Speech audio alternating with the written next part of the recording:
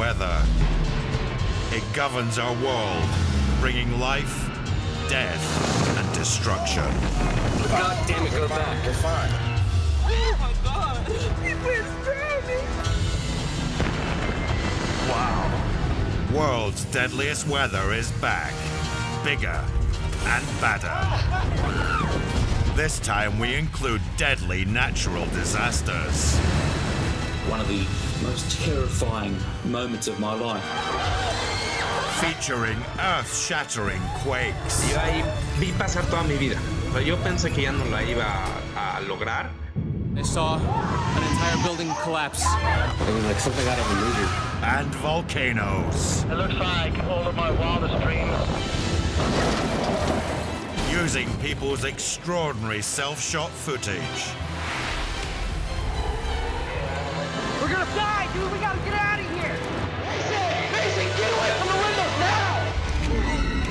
And their death-defying stories. I remember instantly thinking, I just watched her die. I had to turn on my inner stunt driver and just get out of there quick. I thought I was gonna burn alive. We go eyeball to eyeball with Mother Nature. It's crazy! It's crazy! Come on! And witness up close Get on there! the all-consuming power of the elements. The mountain was coming to get us. Flash right there! This place is just hell. It was just horrific. I had never in my life experienced anything like that. Everybody take cover! Now!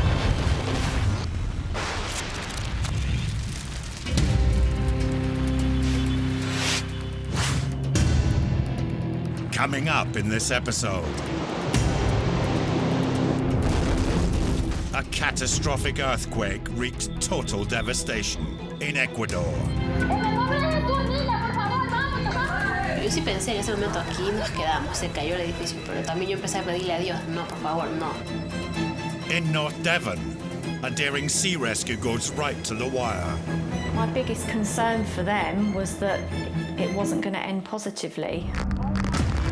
And Pacific Islands are blasted by a merciless tropical cyclone.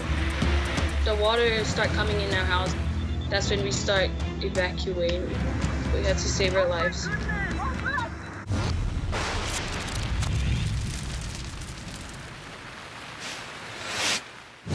Ecuador, the small South American country, lies on a seismically volatile fault line, responsible for pushing up the Andes mountain range and triggering the world's strongest earthquake, measuring at 9.5 magnitude.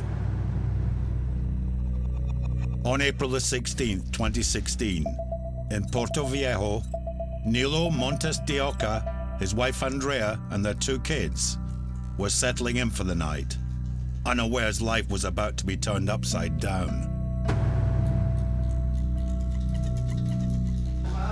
Ese día no había habido, nadie pudo prever lo que iba a pasar. Fue un día normal, tranquilo. Nos cogió desprevenidos, totalmente desprevenidos.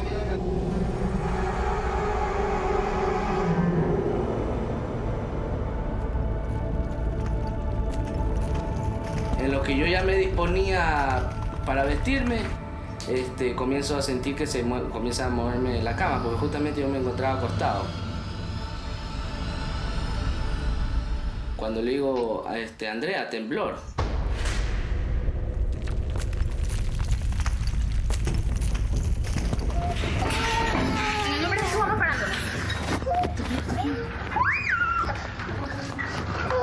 Cuando en sí comenzó a moverse un poco más fuerte. Milo, coge a la niña.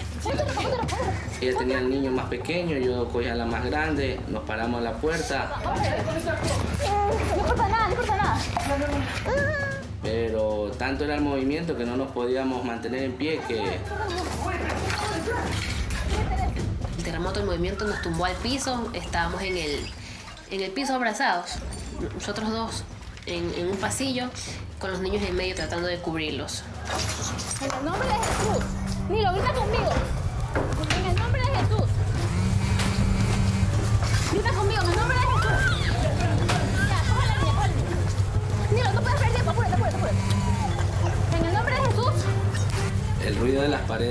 moviéndose era algo indescriptible, algo terrorífico, porque parecía que se nos venían encima. ¡Pero apúrate, coge! ¡No te pongas eso! ¡En nombre de Jesús! Los niños chiquitos, uno lo que quiere es verlos crecer. ¡En el nombre de Jesús, niña, por favor, vamos, vamos! Yo sí pensé en ese momento, aquí nos quedamos, se cayó el edificio, pero también yo empecé a pedirle a Dios, no, por favor, no, todavía no, no nos lleven. Tranquilo, vente, baja, mija, baja. A powerful 7.8 magnitude earthquake had struck 50 miles away, just off Ecuador's Pacific coast. Much closer to the epicenter, in the coastal town Kanoa, Japanese cyber cafe owner Jun Ozawa was with his infant son. Este día ya estaba trabajando y sentí un poco de movimiento. Está haciendo fuerte. La gente se asustó, mis clientes estaban asustados, sentí como vieron, se corrieron. Y ahí yo fui a coger a mi hijo, ahí está sintiendo alguna fuerza muy fuerte, como muy profundo de la tierra.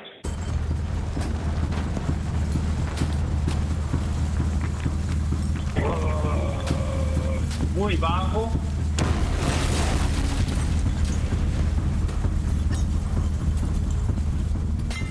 Un solo sacudón, ¡pum! Ahí me caí con mi hijo, afuera. Yo no sé qué está pasando. Sigue moviendo fuerte.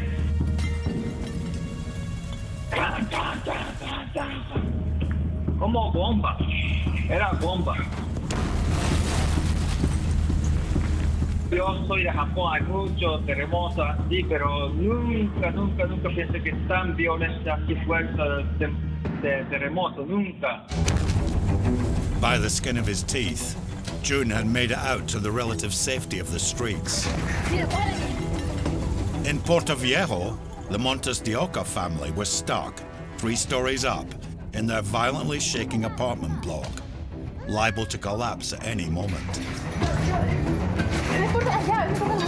Una vez que se detuvo el terremoto, que duró 58 segundos, nosotros recién ahí pudimos ponernos en pie, cogimos a nuestros niños y procedimos a evacuar el edificio. Tranquila. El polvo no dejaba ver casi nada. Por eso yo tuve que hacer video con flash, porque no se veía nada, era oscurito, todo oscurito. Arriba, abajo, en todos lados. Aquí estamos. Terminando de bajar la escalera en el primer piso, ahí había una plancha de cemento, o sea, una pared se había caído sobre la escalera.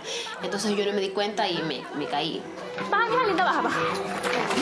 Me caí con el niño, bueno, el niño en realidad nunca lo solté. Cuidado. Y ahí me levanté, me raspé la pierna y seguí bajando. A medida que empezábamos a bajar se escuchaban gritos. Gritos desesperados de la gente abajo. Venga. Mientras bajábamos más fuerte se escuchaba que la gente gritaba. Porque se había caído el edificio en la esquina, se habían caído no sé cuántos edificios, abajo no había nada, en ese momento era como que esta ciudad había desaparecido. The earthquake was the most powerful to strike Ecuador in 70 years. ¿Dónde está el señor? Later, with hundreds trapped under mountains of debris, Venga, caballero, si puede. we will see one of the most astonishingly brave rescue attempts. Difícilmente ante la primera vista uno piensa que puede haber alguien vivo. And we show the massive global response to a country reduced to rubble. When something like that happened, basically I just felt the need, we got to do something.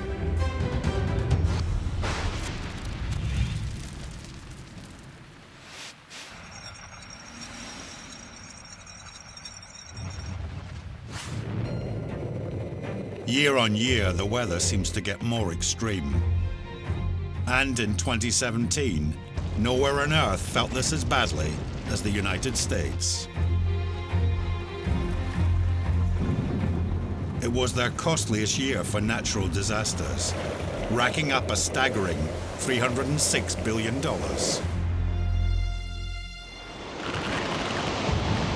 Most destructive were three hurricanes, Irma, Maria, and Harvey, the latter breaking a rainfall record for a single tropical storm, creating a once-in-a-thousand-year flood. Equally mind-blowing is this guy in his truck, somehow pushing through 8.5-foot deep waters. There's no steering wheel in this cab right now. Somehow, this guy defied Mother Nature to rescue some stranded people. Come back this way. Come back this way, I hear. Catastrophic wildfires ravaged the United States, with over 10 million acres going up in smoke.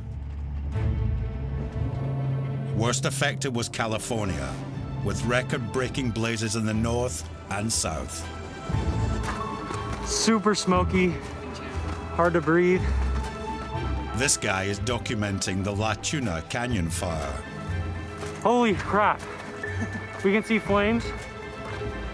The fire is making its way down this hill into apartments down here. It was Los Angeles' biggest ever blaze that consumed hundreds of homes. This is crazy. 2 devastating hailstorms bombarded the states of Minnesota and Colorado. In Denver, baseball-size ice inflicted record destruction. This was falling from the sky! And judging by the damage to this parking lot, it's not hard to see why. No! My car! Oh man, my front windshield's all cracked up and everything, man. Oh God.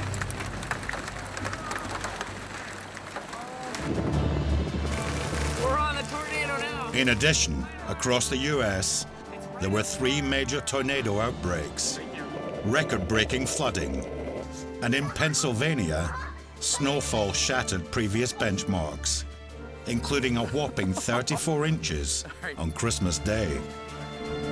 It just goes to show, no matter how strong and powerful man feels, he's no match for Mother Nature.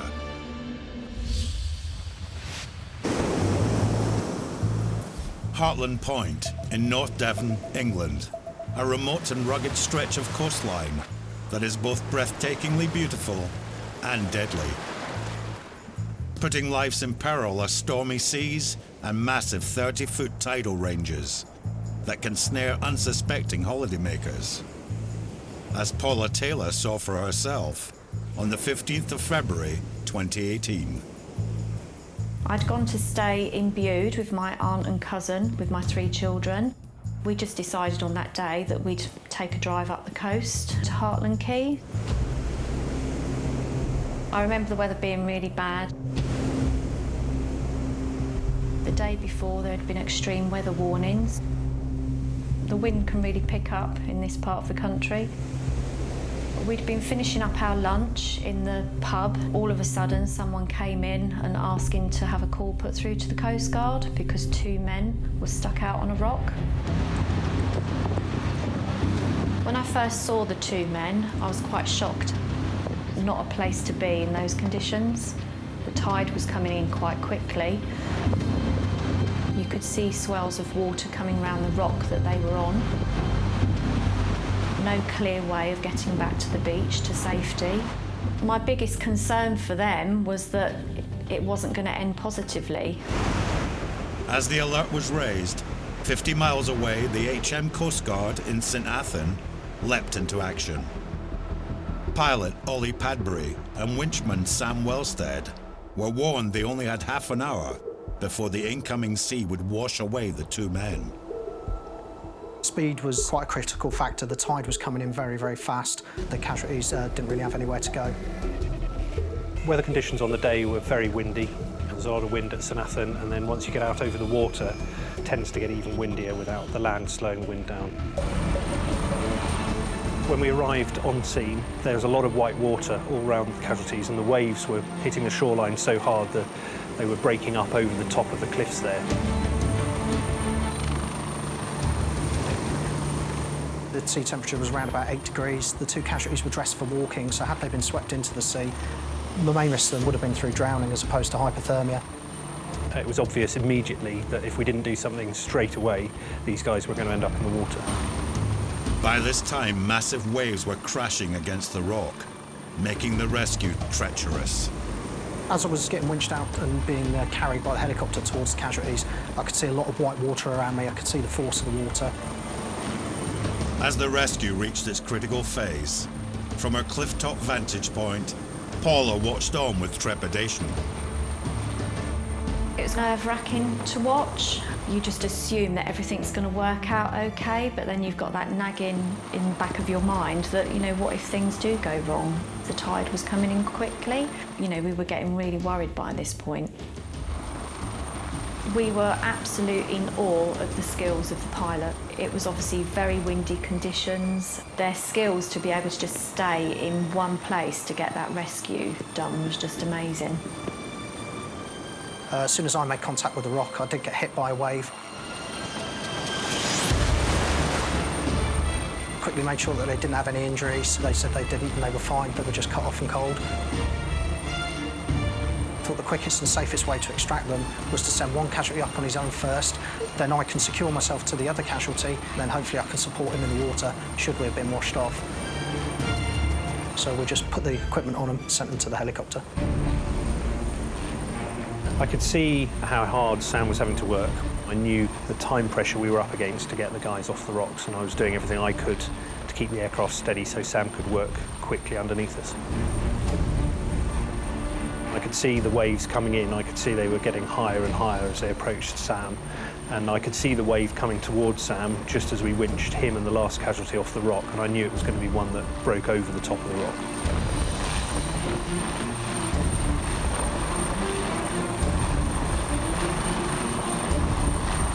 Just over half an hour after they were scrambled from their base, the HM Coast Guard had whisked the men off the rock.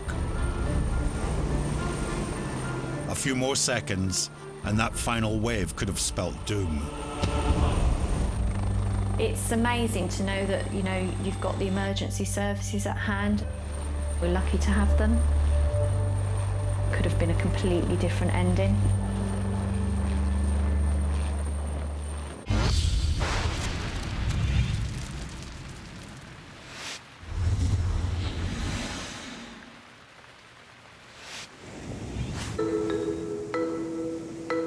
As we all know, waves come in all sizes, from a ripple to these 100-foot monsters found in Nazaré, Portugal. With seawater weighing 64 pounds per cubic foot, you really don't want to be this surfer who's come a cropper.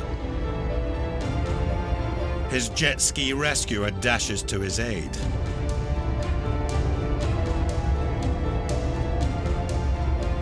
But the next giant takes them both out.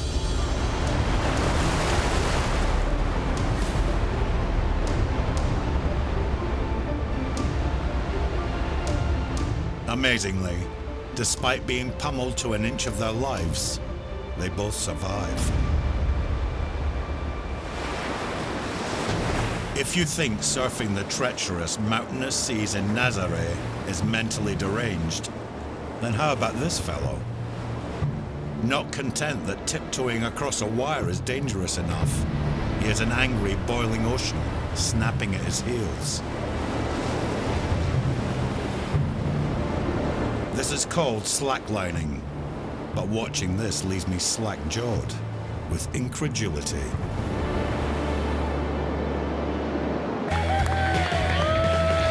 A smaller wave, but no less impressive stunt was performed by this guy in Malibu, California.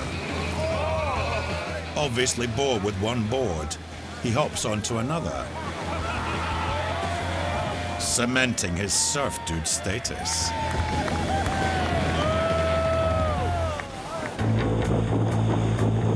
But upstaging him on the cool stakes is Faith, the champion surfing dog. Decked out in a natty jacket, he's every inch the dashing hound.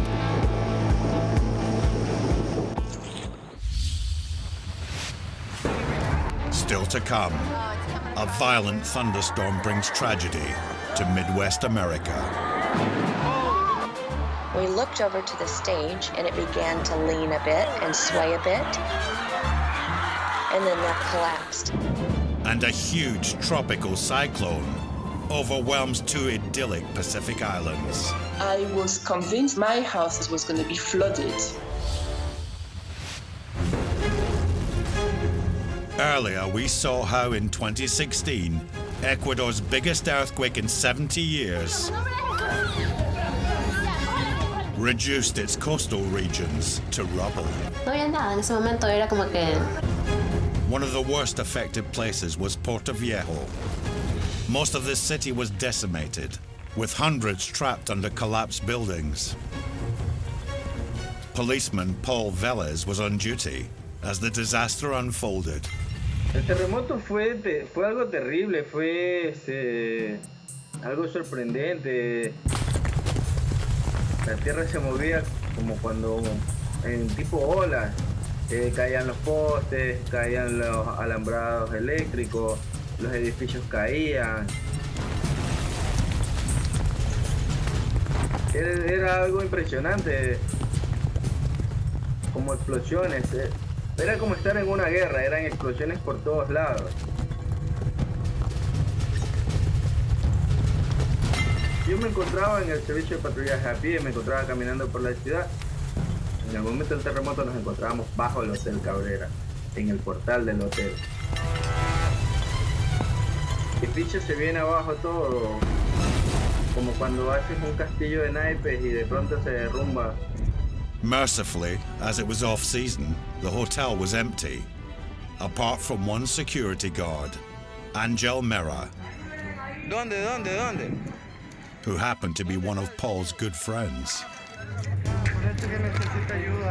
El edificio del hotel estaba totalmente destruido, todo era escombros, todo era ruinas. Difícilmente ante la primera vista uno piensa que puede haber alguien vivo. ¿Cómo se llama el señor? No sabe. ¡Señor! ¿Hay alguien aquí? Ya le traigo ayuda. Vamos sacándolo, pues. Entre el espacio que había entre el suelo y la primera planta. Ya le ayudo. Entré al hotel por un espacio de unos 20 centímetros. Entonces ahí ingresé arrastrándome. Sí, está bien, no está atrapado con nada. Ya. Le muevo, tranquilo. Así se puede arrastrar.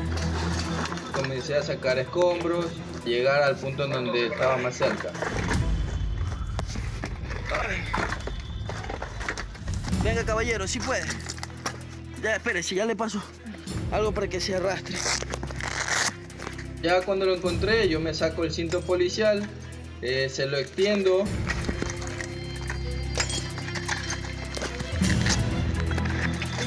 Y lo comienzo a jalar hacia donde estoy yo. Igual no era muy alto el espacio, pero ahí arrastrando nos salimos. Vamos, cuidado de los vidrios. Vamos, salgamos rápido porque esto no está muy... Vamos, yo le ayudo. Yo pensé todos los escombros del hotel, ya que todavía se movía la tierra, pero era una cuestión de segundos nada más. Tenía segundos para sacarlo, entonces... Vamos. Haga un esfuerzo, yo sé que le duele. Ya sale, vamos. Tranquilo. Ya. Póngase en mis hombros si quiere, yo le llevo. Vamos. Sí.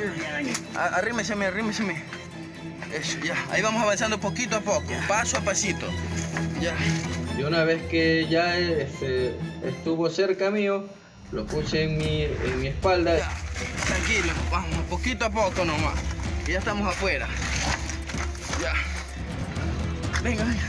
Si puede, ya. Vamos. Ya estamos afuera. Ya. Trataba de maniobrar rápido para poder salir los dos. Venga, pase. A ver, démela. Vamos afuera, ya lo más difícil ya está. No, estaba solo. El ingeniero estaba arriba. Arriba. Bueno, es una satisfacción muy grande, más que todo porque hoy en día tú sabes de que gracias a tu ayuda una familia está completa. Hoy otro más. El ingeniero estaba arriba. ¿Cómo está? Vamos, póngale ahí. As the dust settled on the catastrophic 2016 earthquake, Ecuador had to absorb one of its worst humanitarian disasters, claiming 668 lives and more than 6,000 injuries. As the news of unprecedented suffering spread around the globe, retired Canadian police officers Brian and Jeanette Sullivan felt compelled to act. When something like that happened, basically just felt the need, we got to do something. We ended up raising close to, I think it was $4,700 in a matter of 4 or 5 days. With that money, we went and bought $4,700 of supplies. We handed out what we called, we just called them life bags, loaded with supplies from a can of tuna, rice, first aid, diapers for a baby, water, anything that could be used and that could sustain life until at least the national government could get their people and supplies to these communities. At least we could give them something to survive on. But nothing could prepare the Sullivans for the overwhelming scale of destruction. Thousands of buildings were flattened and over 20,000 people displaced into makeshift shelters. The size of it was beyond belief. It was 30 or 40 communities, if not more, all the way along the coast. Everybody was affected in some way. And we drove through certain towns that were pretty much leveled. It would look like Hiroshima. Not that I'd been there, but pictures of Hiroshima, I couldn't believe it. Seeing the people, I mean, just seeing the hopelessness. You know, what do we do? Our life is gone. Our building, our house, our store is gone. So that was really heart-wrenching.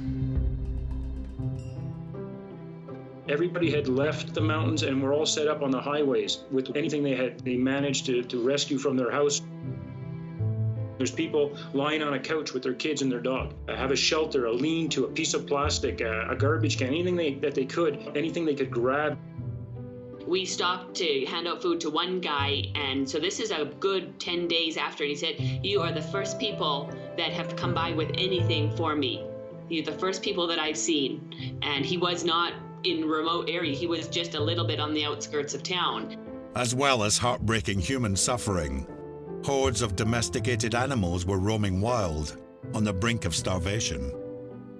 All these people have animals. What happens to the animals? And when the government set up camps, well, the people that were allowed into those, they weren't allowed their pets. So all their pets were just locked outside the fence, roaming the streets, getting sick. I mean, that's a byproduct of this type of disaster is there's animals to feed and take care of as well.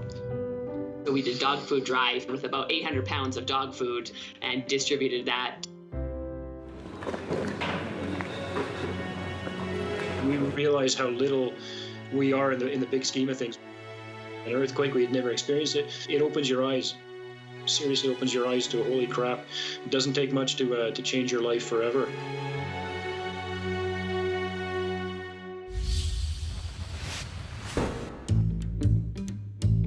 On the 13th of August 2011, Indianapolis was celebrating one of the highlights of the year, the Indiana State Fair, an agricultural and entertainment festival. Denise Miller and her husband Doug were part of a 12,000-strong crowd, looking forward to an evening of country and western music. My husband and I received concert tickets for our anniversary, and we were excited to go. We had had bad weather that week, but the concert looked like it was going to be a nice evening. Doug and I had the very top area, which was covered by an awning, so we would be protected from any rain. And then there was an area of seating right below the stage called the mosh pit. And all of a sudden, to the west, the weather began to get quite dark, a little bit ominous too. In the Midwest, weather can change very quickly without much notice. Rolling towards the fair was a massive thunderstorm, bringing destructive 70-mile-an-hour winds. Oh, it's coming across the ground. Wow, that's dust, huh? It was just a sheet of wind and rain and dirt. And as it crossed the track into the grandstand area, it looked almost like a big tidal wave or tsunami. And as it got closer, the roar became louder, and you could hear the wind pick up, and you could hear flags whipping around and trees blowing, and it was all very, very loud. People started to panic, and some people started to scream. We looked over to the stage, and it began to lean a bit and sway a bit, and then it collapsed.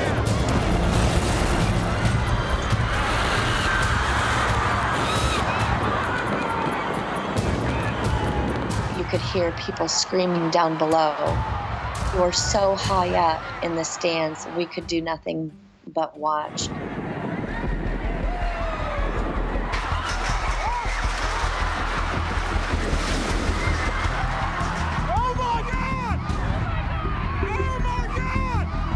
Down in the mosh pit area, David Woods and wife Nancy had fled for their lives, the collapsed stage missing them by just 10 feet. You okay? Oh, God! All that I could register at the time was get out of there and get my wife out of there safely. Calm down! Calm down! It's not moving! It's not moving! Calm down!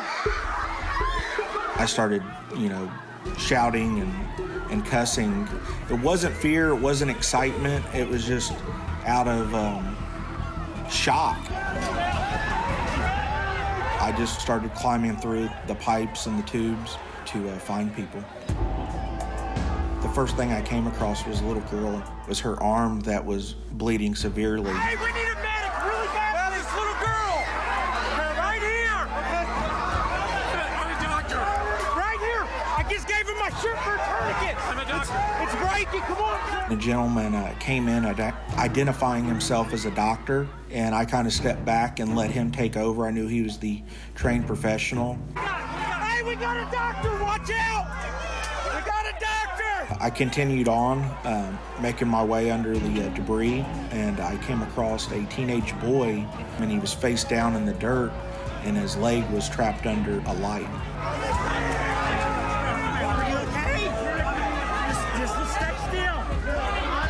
Stay still. Stay still. Stay still. So I just started moving the sand and everything around his face, I'm gonna need you to hold his head. and then trying to lift the light off of him that was burning his leg. Stay still. Stay still. Out this way. And that's when a gentleman came in that identified himself as being ex-military, kind of helped me get the light off him and get him rolled over. We actually ripped off some of the awning from the stage to transport him on, and got him onto that and carried him out to the front. Where are we going? The stage collapse became one of Indiana's biggest tragedies. 7 people died and 58 were injured. Governor Mitch Daniels called it a freakish accident and praised the courageous response of concertgoers rushing to help one another. And David's bravery helped the girl and teenage boy survive this horrendous catastrophe. I've heard the word hero. I definitely don't see myself fitting that. I don't think I did anything above and beyond, and it's nothing that I wouldn't do again. An event like that does not leave. That is something I've never experienced before. I hope I never do again, and I just felt so helpless and sad regarding the people and their families who lost their lives just due to a freak accident.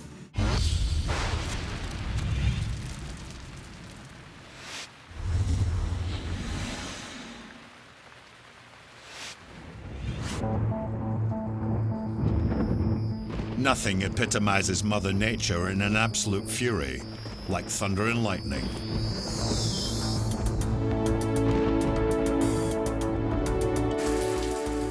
Lightning is a violent electrical discharge caused by imbalances in positive and negative charges. Most occur cloud to cloud, but sometimes, like here in Queensland, Australia, it zaps down at 200,000 miles an hour to the ground.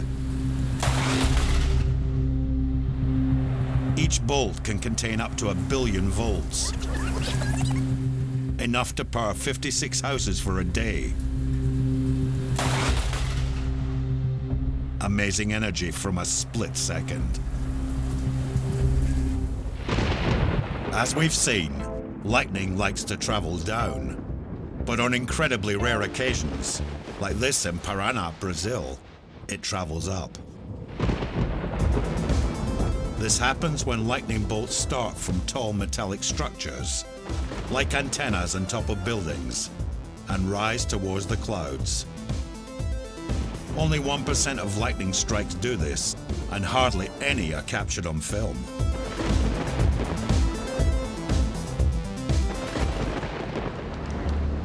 When a bolt hits a tree, it delivers heat 5 times hotter than the surface of the sun. It can vaporize water inside wood with such energy, it blasts it to smithereens. Neatly demonstrated by this pole in Chicago. Around 2,000 people are killed each year by lightning, but amazingly, 9 out of 10 people survive a strike. Statistically, men are over 4 times more likely to get struck than women. Oh wow, it's pretty rocky here, hey? But this lady is determined to buck the trend. As she stands on an exposed rocky outcrop near Sydney, Australia, in thundery conditions.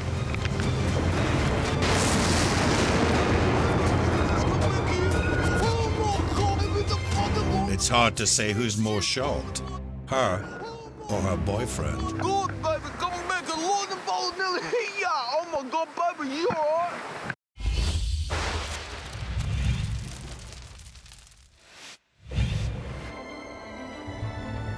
The 12th of February, 2018. Gita, a Category 4 tropical cyclone, was bearing down on the Pacific island of Tonga. In the capital, Nuku'alofa, French teacher Virginie Durley was fearing the worst. We got official warnings on the Saturday night, so we knew we were expecting something really huge. I was convinced my house was going to be flooded. And the adults were just thinking, you know, when is it going to end? Rain going horizontal. That's what you experience during a cyclone. You don't know what you're hearing. So is that something breaking, like a tree? Or is it a house being wiped out? Not knowing what your families and friends, what they're going through, are they okay? We were basically spending the whole night texting everyone.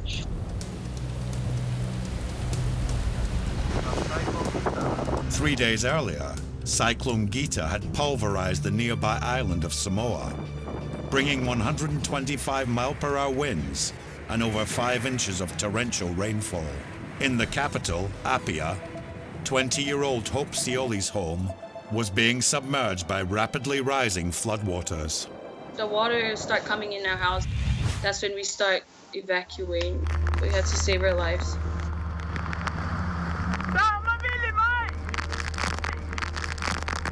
Oh my God!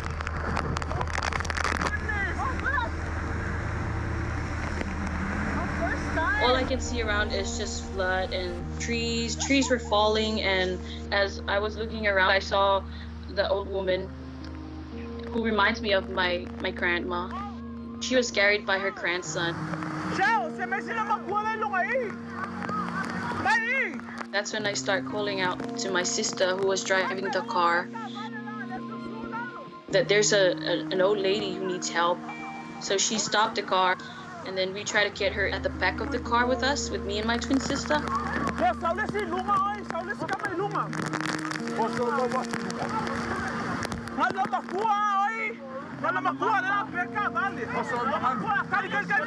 The old lady was asking us to take her to her son's place. The road to her son is too dangerous at the time. So my sister made a decision to take her with us to my brother's place. We make sure that she was warm and safe. The devastation to Samoa was so extensive, the government declared a state of crisis as 250 people were evacuated into emergency centers. When we got home, everything all damaged. All our personal belongings, all the things that are important to us. Mud everywhere, around the house, outside the house, and it feels so bad. Like you feel like we don't want to stay here in this house. So we spent that whole day cleaning.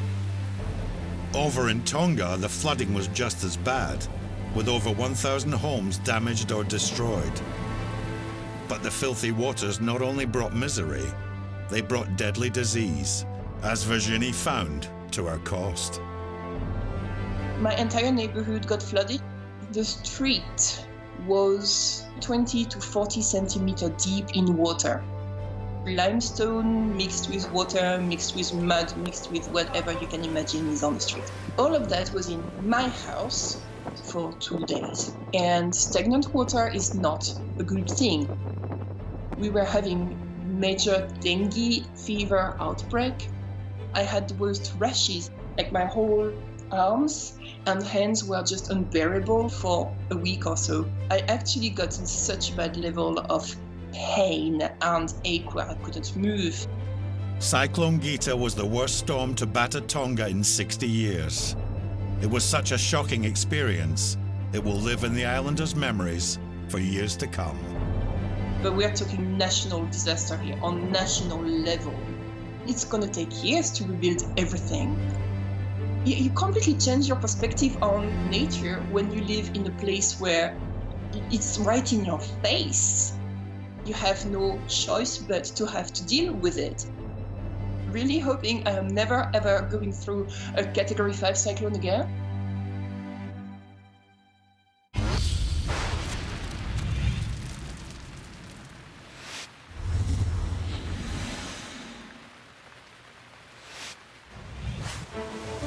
When deadly weather hits, it's not just us humans who get clobbered.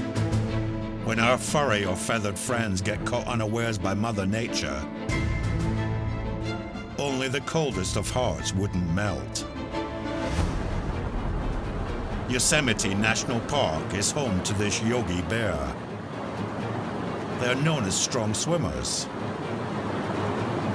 See what you got, bear. But this one must still have his learner plates on. Swim, bear, swim. Let's just hope there aren't any rapids downstream. It's coming toward me. Oh no! I don't think that was supposed to happen. Luckily, this story doesn't have a grisly ending, as the bear was seen scrambling to safety. In Maine, USA, this fishing boat is after lobsters. So imagine their surprise spotting this paddling creature. It turns out an eagle has landed itself in a spot of bother. Once hauled out, it's looking a bit bedraggled. But after a quick blow dry, it's liftoff.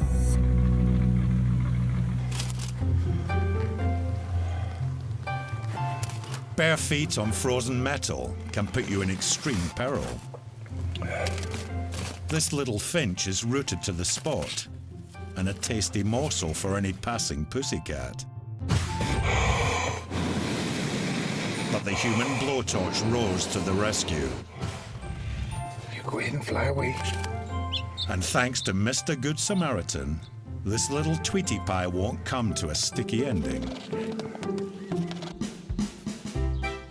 Cloven hooves and slippery ice is a recipe for disaster. Being sheep, unfortunately, when one little bleater makes a bolt for it, the rest of the flock have to follow, with hilarious results. As sheep scatter like fallen skittles, this is the epitome of a fleecy farce. Be careful. Wait. Hey. On a frozen Arkansas backcountry in the States, this family spots this little Bambi stranded in icy water. Be careful. You're gonna scare her so bad. Surely easy pickings for their pot. That's it. Whoa, careful. Don't go too far. Instead, they take pity. Whoa, Bambi. Oh, slide her this way.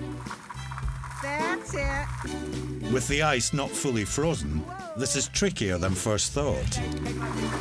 Woo! Careful. And bossy grandma isn't helping one jot. Try and push her. Eventually, after a titanic struggle, That's it. the fawn is back on terra firma. She is so cold. Freezing. She's a baby. Not that she seems that grateful. Did you see that? Yeah? She mad at you or what?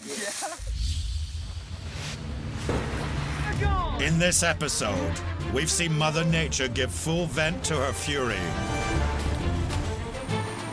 We've seen how helpless we can be. Let's go. We've seen her tear down, destroy, and laugh in our faces. Ow! My car! And next time there will be more, because deadly weather stops for no one. Gonna make a lot of volatility here.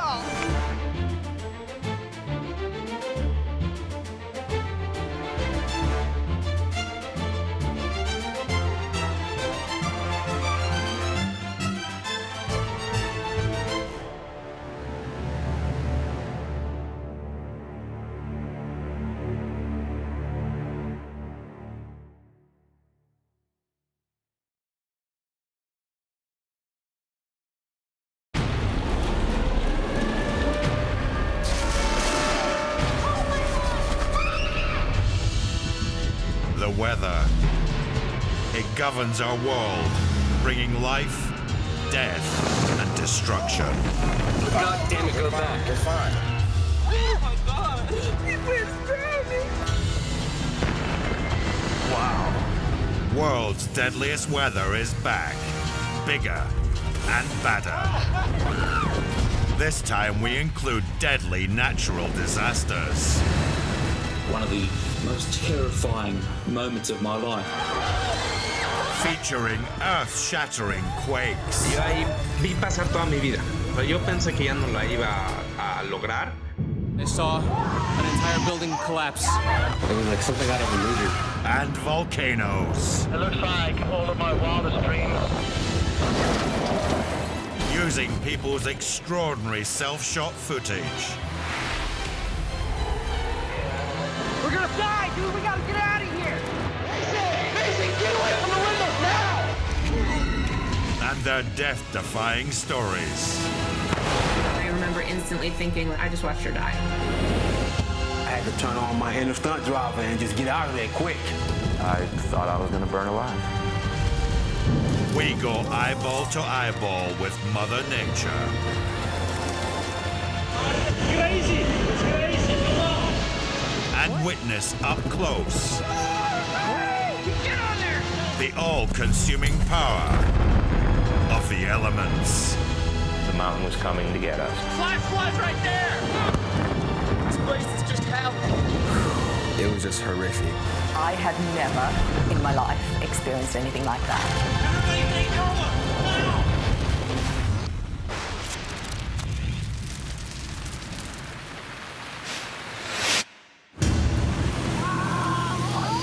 Coming up in this episode, I think our door just blew open. one of the world's most powerful hurricanes decimates a string of Caribbean islands.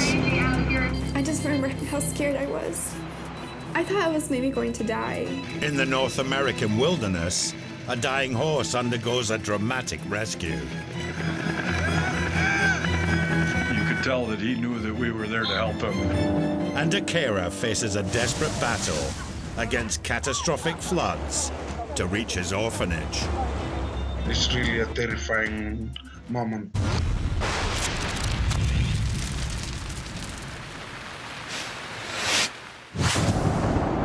It's the 2017 hurricane season, and building out in the mid-Atlantic would be the year's biggest and deadliest storm, Irma. This maximum Category 5 hurricane was the first on record to maintain winds of 185 miles per hour for 37 hours. After obliterating 95% of buildings in the Caribbean island Barbuda, on September the 6th, Irma lined up its neighbor, St. Martin.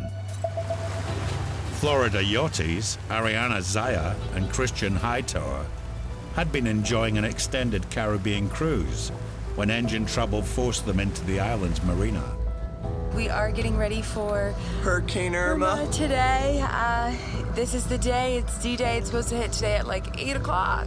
At first, we were gonna stay in the marina. The day before, actually, the storm hits, the guy was like, no, now it's gone up to a 5, and he's like, you guys can't stay here. We have decided we're gonna stay in a hotel tonight. I didn't really know what to expect. The news just kept getting worse. It's gonna be bad, it's gonna be bad. I don't think many of those boats will be there. We went to 5 to 6 hotels before we actually ended up upon the hotel that we stayed in. It's a relief. We're not gonna be stranded on a boat. This is our view from our room. Hopefully everything will be okay. I decided I'm just gonna make a really comfy little safe haven in the bathroom.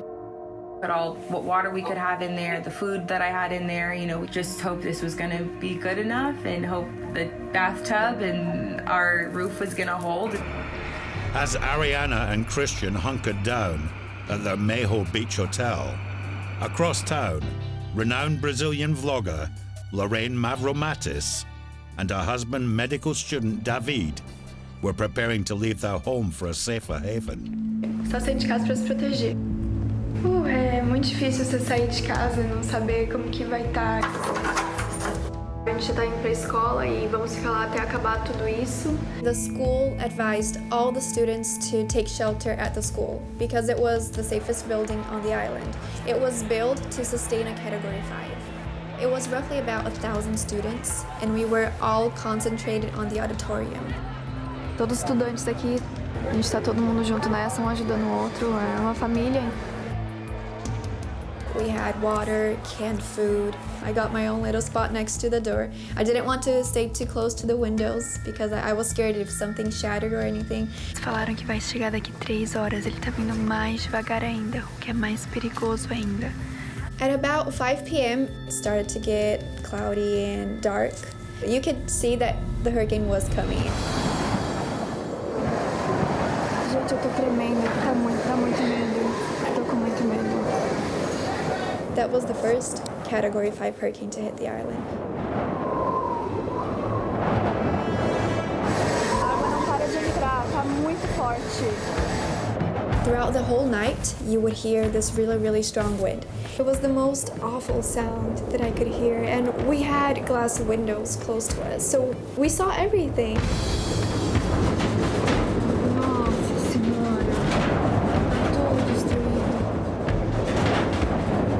Trees were flying as if it was paper. You would see metal things getting bent so easily. It was just terrifying to see that. I never saw something like that before. When I felt the wall shaking, I started panicking. Dá muito medo e eu tô tremendo. É muito forte o barulho é muito forte. Parece que tem um trem passando, parece que tá tudo caindo. I just remember how scared I was. I thought I was maybe going to die. A few miles away, as 200-mile-per-hour winds smashed their Mayho Beach hotel, Ariana and Christian were just as freaked out. Very scary, yeah. The sounds that are coming from outside are insane. I think our door just blew open. For those hours that we were just sitting there and kind of in this limbo of unknown, it's scary. Everything in your mind is just kind of in a whirl. You're hearing all those sounds and this building just shaking, and it's not normal for a building to shake. Still waiting out the hurricane. It's crazy here. We had water coming in from the ceiling. We had about 4 inches of water at our feet. It's water, it's not just fresh rainwater that's coming in, it's the salt and the grime, and everything's covered in it. It's leaking in the roof, coming in the air conditioning vent. You know, we didn't know if we were gonna die or if we were gonna live or if our boat's still there. Mischief's gone. The boat is probably gone. After 7 hours relentless battering, both couples were about to get a welcome respite. All of a sudden, it stopped. You couldn't hear anything. É uma correria, tá todo mundo se preparando porque tá no olho do furacão agora. The eerily calm Hurricane I was over the island, signaling Irma was halfway through. We went outside during the eye of the storm. Look at that. No joke. Yeah, babe. No joke. It's crazy out here. We've been bunkered down all night. That's when we all looked at each other and we thought that was it. But we had 1 bar of cell phone service and we called our parents and we said our goodbyes. Later, Ariana and Christian and Lorraine and David witnessed the incredible destruction from a Cat 5 hurricane. It was one of the toughest moments of my life.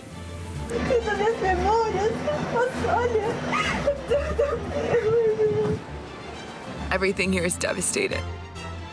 And there's boats everywhere, scattered everywhere. It's bad. It's really bad. And as Irma barrels west to Cuba, a British couple's dream holiday turns into hell. It sounded like a train. It got into the bedroom. It was just so intense. I think that bathroom door was the only thing that was between us and essentially what was just a wind tunnel.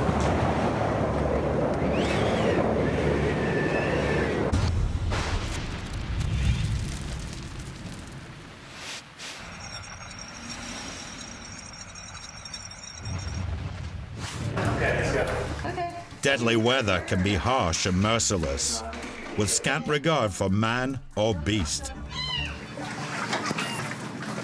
All of this. They say rainy conditions is nice weather for ducks. We had a nesting duck on the property. But not for this one. Caught up as Major Hurricane Maria lashed the island of Dominica with 200-mile-per-hour winds. She's sitting on 12 eggs. Thankfully, this story has a quacking ending, as her eggs hatched into a beautiful brood of ducklings. And here they are. And the first sign of life. Here's a pitiful scene in Costa Rica that will melt the coldest of hearts. A baby sloth is stranded after an overnight storm, mewing desperately. Come on, I got a box for you. Or grab that camera. This little mite had a lucky break. It was taken to the nearest rescue center, where it can hang out like a lazy sloth again. We have rules. No. Oh, no. 2 more, babe. In Oregon, USA, meltwaters are in full flow, turning the Grand Ronde River into a lethal torrent. Get out, buddy. It hits with such fury the unwary can easily get caught out. Like these white-tailed deer, perched on this chilling ice conveyor belt, hurtling at over 10 miles per hour. He can't get out, and we can't. The people filming this saw 2 scramble to safety. The fate of the third is unknown. In Queensland, Australia, there's something brown and nasty in a toilet. And we've got ourselves a brown tree snake in behind where the toilet flush is. These brown tree snakes are not to be messed with. They're able to put prey into a death squeeze and deliver a mildly poisonous nip. So that's all right. They can do that. After a scare and struggle, it's in the bag. And in he goes. In Vladivostok, Russia, where temperatures can plummet well below freezing, the local canines can get a bit tongue-tied. Luckily, this man takes pity.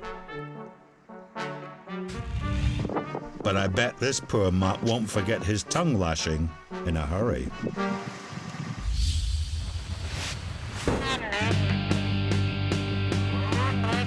When winter comes, semi-retired buddies Scott Buss and Chuck Whitesill head up to the remote mountain town of Macao in Idaho to indulge in their favorite passion, backcountry snowmobiling. There's no other feeling like snowmobiling when you're in the mountains, sharing those times with your friends and your buddies. The terrain is endless. There's millions of acres of riding. Snow, and more snow. Yeah, right. It's kind of a secret area in a way that it hasn't really been discovered in so many ways. So. It's not going to be so secret now. Yeah, that's right. On the 17th of December 2017, as Scott and Chuck set out for another day's snowmobiling, they were warned to keep a lookout for an escaped horse. And sure enough, deep in the snowy wilderness, they stumbled across it in a pitiful state, stranded in deep snow. He had been out there for quite some time without any food and water. You know, when you looked in the horse's eyes, you could tell that he was exhausted. There was no other way but a helicopter to airlift him out of there. But high winds and poor visibility delayed any airlift attempts for almost a week. To keep the severely depleted animal alive, Scott and Chuck had to make regular 12-mile food runs. Right now, Ryan, he's stuck. As soon as I put eyes on this horse, I absolutely had a connection with it. He's stuck, dude. It looked very similar to a horse that we had. It just took it to a little different level. You could tell that he knew that we were there to help him. The guy's equine husbandry paid off. Between them, they kept him alive until the weather improved enough to attempt an air rescue. The weather that particular day wasn't probably the most ideal for the helicopter to come in, but it had been the best day that we had had in the last 6-7 days. So that morning, there was 6 of us. We prepared all of our gear, everything that we were going to need for the horse to be rescued. We had a pole that we had attached the syringe with the tranquilizer in it so that we could reach him from a ways off. Yeah, it's hanging. When he was sedated, it didn't knock the horse out. It just made him very tired. That's a perfect spot for him. Let's just leave him alone. We got to give him 20 minutes. In order to get the horse in the harness, which nobody had ever put a horse in the harness before, we took our snow shovels and were able to dig a flat platform and lay the harness on the ground. And then several of us were able to take the horse and actually, while the horse was under sedation, be able to roll the horse over onto the harness. One of the most important parts of this was making sure that there was a rope from the back of the horse's head that tied back to the harness, because with the horse being sedated, if his head was to lay down, he could actually cut off his ability to breathe, so his head had to be tied in an upward position. When the helicopter got there, all of a sudden it was a complete blizzard when the chopper blades started blowing over top of us. But I don't know if any of us even felt the snow hitting us in the face. I think the adrenaline just basically took over.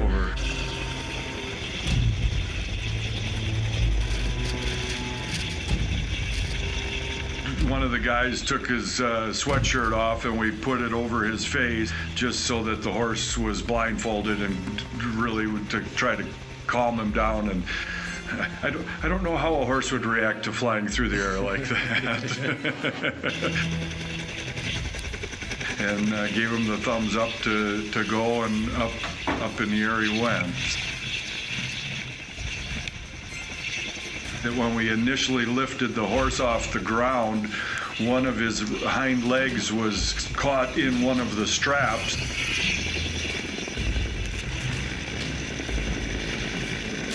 And so we had to set him back down and just slide his leg out and then continue with the lift.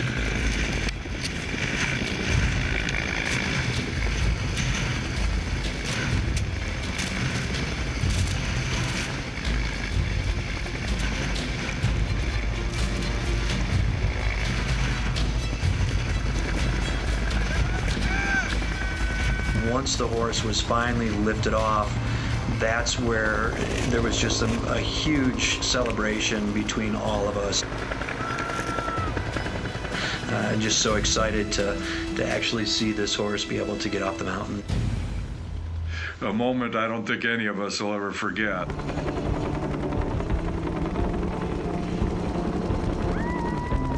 Ten minutes later, their steed was whisked down to a local horse rescue center, where he was successfully treated for frostbite. Without us, he was not likely to come off of that alive. With no owner coming forwards to claim him, the guys named him Riot. Good boy. Within a couple of days, that horse was doing very well, and the last I had heard, that horse was doing just fine. Just normal guys that love riding snowmobiles, and we just happened to be in the right place at the right time.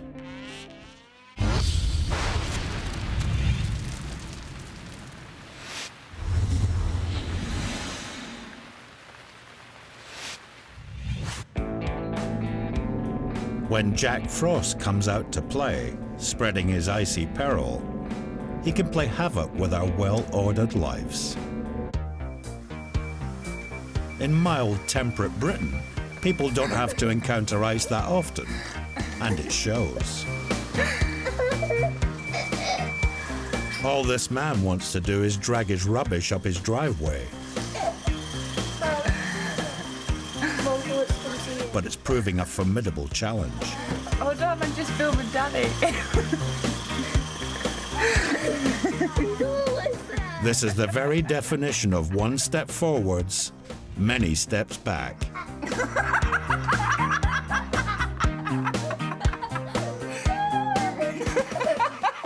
In near Arctic Norway, this well-heeled girl really should know better, wearing inappropriate footwear for sub-zero conditions.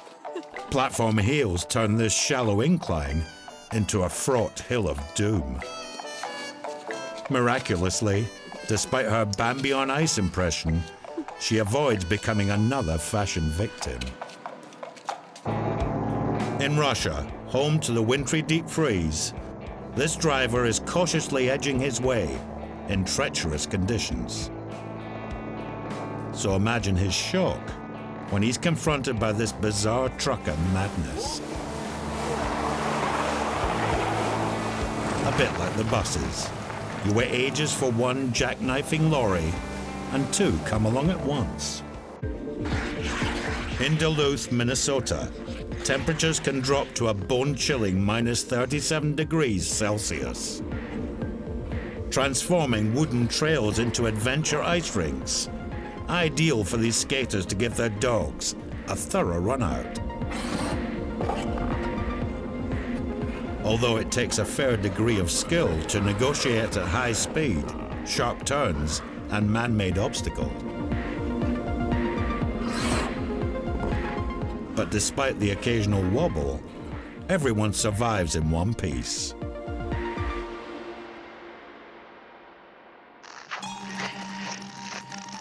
At first glance, this guy in Yakutsk, Russia, seems off his rocker.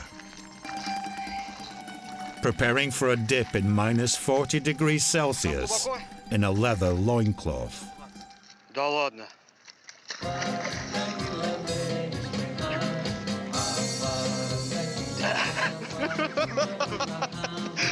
Да ладно. Much to the delight of his companion,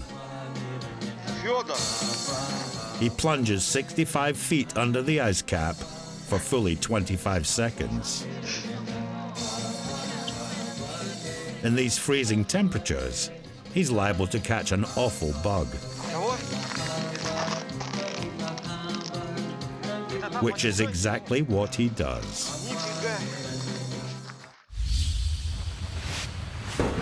Still to come, a hurricane hunter braves the world's biggest storms to help protect us. A decent-sized hurricane will have more power than 10,000 nuclear bombs. And in Fiji, a carer frantically battles massive floods to return to his orphanage children. The orphans were needing my help at the time. It was a critical time for them.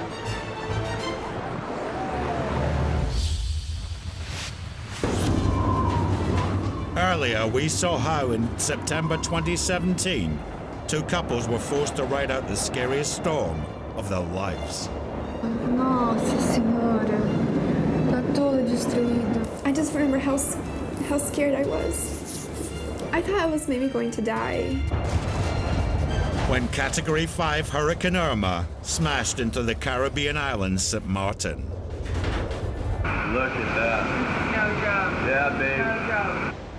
You know, we didn't know if we were gonna die or if we were gonna live. You know, we thought that was it.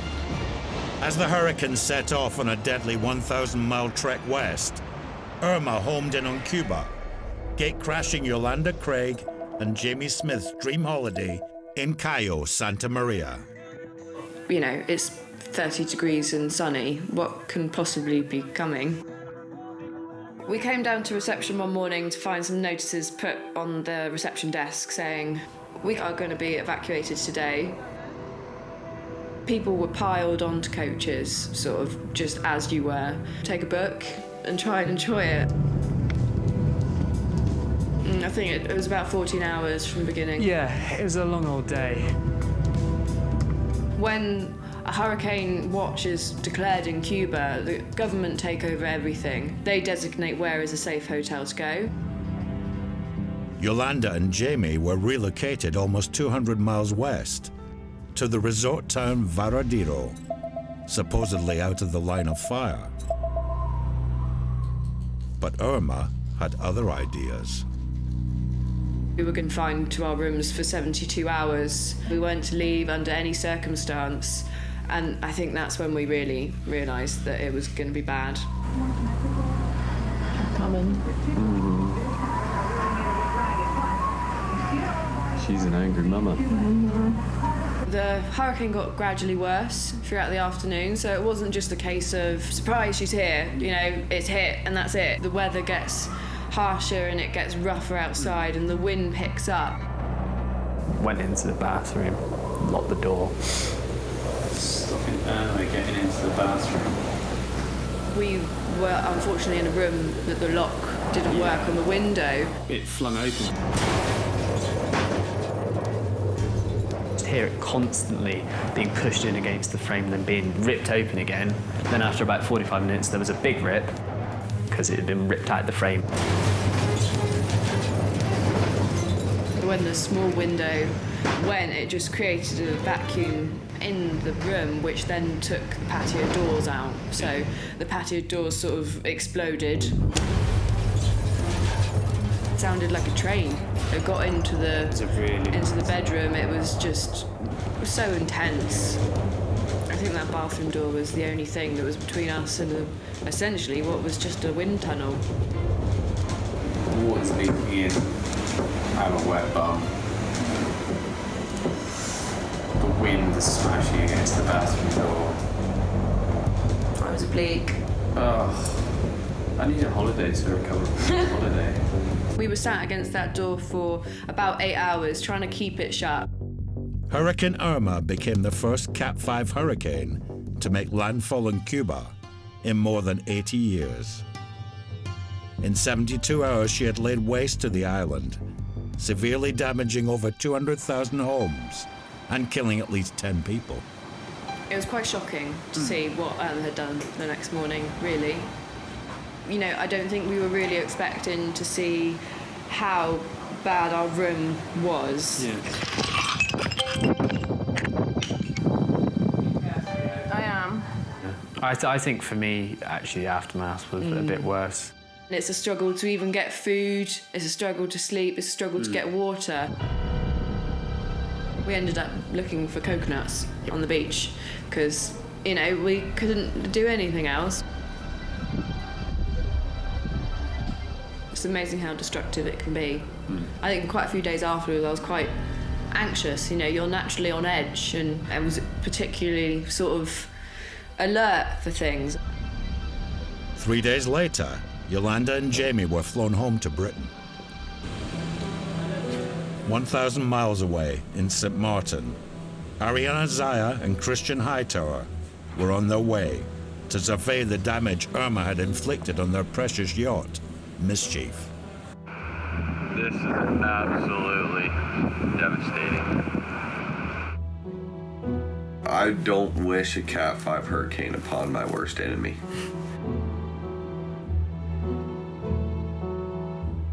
It's basically like a huge bomb went off. You know, I mean, we're in a disaster zone, in a destruction zone. It was very hard, you know, walking down the dock where we left our boat. We didn't see it. We look over and now I see 4 foot of a mast sticking up out of the water and realized my boat was underwater. The boat was gone. She's gone. Literally, the concrete pilings were ripped out, and everything here is devastated. And there's boats everywhere, scattered everywhere. It's bad. It's really bad. When you lose a boat, it's like losing someone in your family. Spent literally every single day, every single night on this boat for 8.5 months.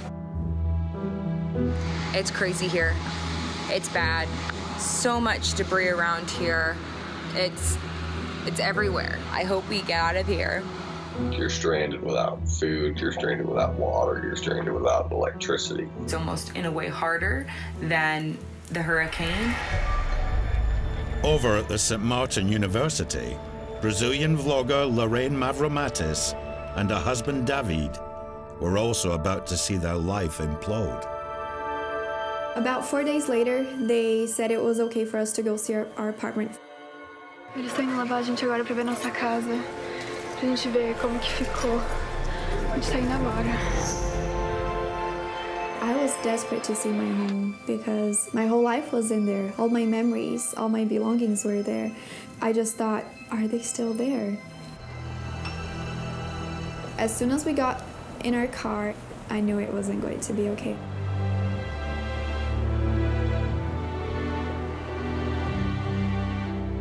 We got to our apartment complex. I looked up, there was no walls, no windows. When I saw that, I already knew. We lost everything.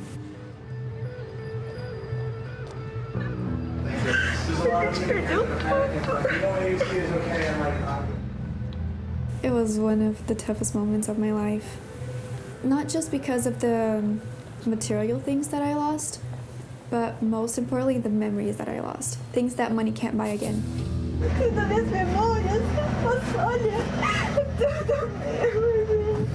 I wasn't even able to recognize my own house because it didn't even have doors, walls, nothing.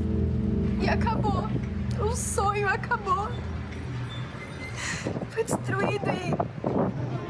Hurricane Irma had left the island barely habitable, racking up $3 billion of damage. Reluctantly, Lorraine and David joined Ariana and Christian on a military plane evacuating the island. Over 12 days, one of the most powerful hurricanes on record had left a path of destruction across the Caribbean to southeast United States, killing 44 people and affecting millions of lives. One thing that I learned from this whole experience is enjoy the moments, collect moments, not things. In a matter of seconds, you can lose everything you have.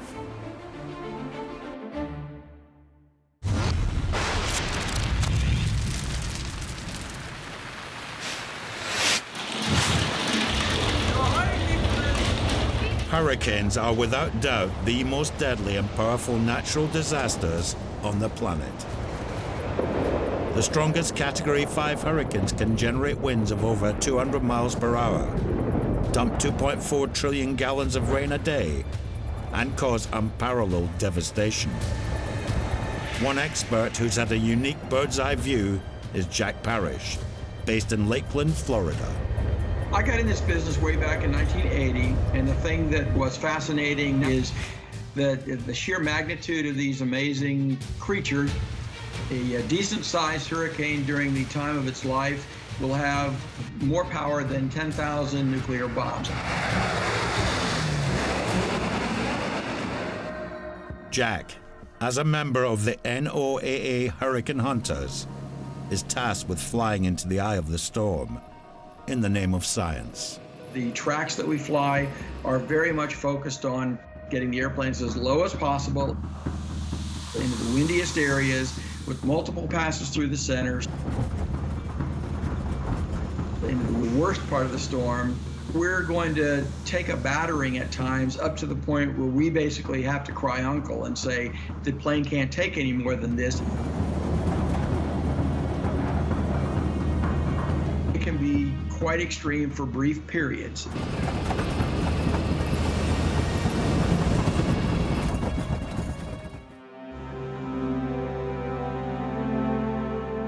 The Hurricane Hunters' Lockheed turboprop planes, affectionately called Kermit and Miss Piggy, are in effect flying laboratories.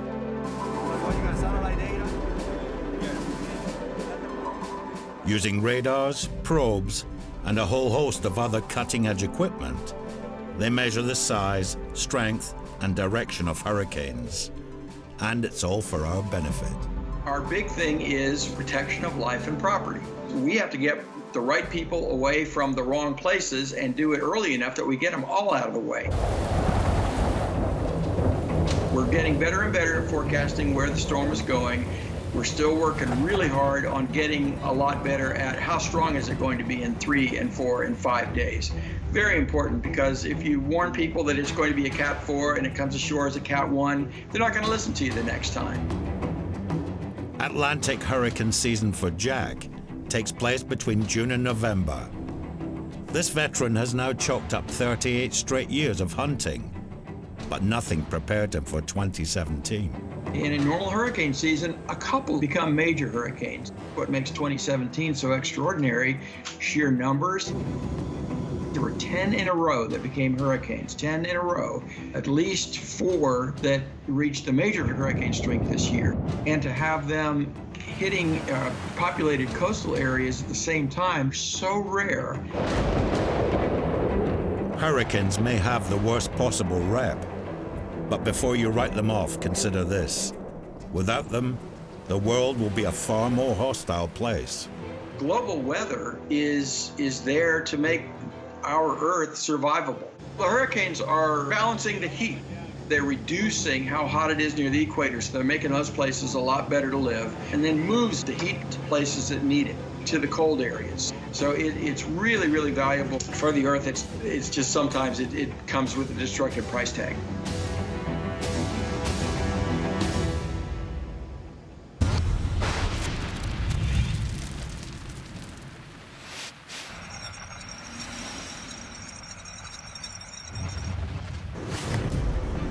When a hurricane strikes, one of the main threats to life is from storm surges, wind-powered seawater that can travel as much as 30 miles inland.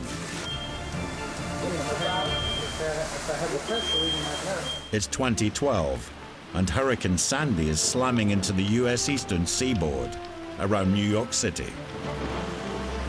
Winds of over 100 miles per hour whipped up tides 20% bigger than normal, battering prime coastal communities. Bricks and mortar no defense to the hurricane-fueled sea. In 2018, a winter storm unleashed its fury on Puerto Rico. With seawater weighing 1,700 pounds per cubic yard, it's an irresistible force. This man just managing to cling on and avoid the dreaded suckback into the jaws of the merciless ocean. When the 2018 bomb cyclone storm hammered North America, this guy near Boston recklessly ventures out to film the sea surge. Not only is he risking his neck dodging the giant breakers, they're filled with chunks of ice, increasing the risk of hypothermia. But he gets away with it, unlike the coastal community Marblehead that's knee-deep in floodwaters. It's not just the sea that can generate catastrophic storm surges. The normally placid Lake Ohrid in Macedonia has become a tempest following a violent storm. The owners powerless as their restaurant turns into a swimming pool. One of the biggest storm surges in living memory arrived with Hurricane Katrina. The water's up to the doorknob on the front door. Measuring a frightening 28 feet, it wiped out 80% of New Orleans, displaced more than 1 million people in the Gulf Coast region, and racked up $150 billion worth of damage. Oh, there's my tree from the front yard. Not surprisingly, it became the worst residential disaster in U.S. history.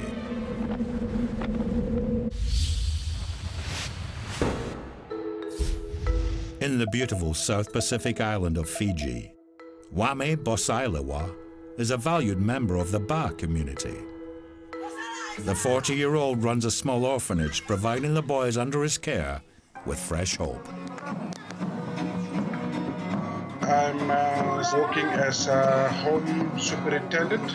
I have 21 boys in the orphanage.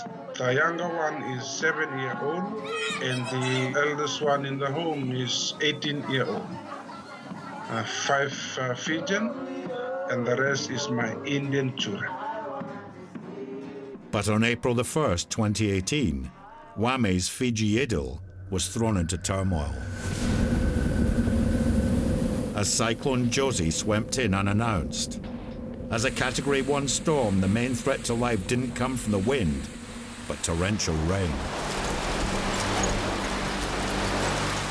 The cyclone Josie, it's very much different from the other cyclone that we have in Fiji due to the radio announcement. It was not announced to us that Josie is about to come into Fiji, and Fiji was not prepared.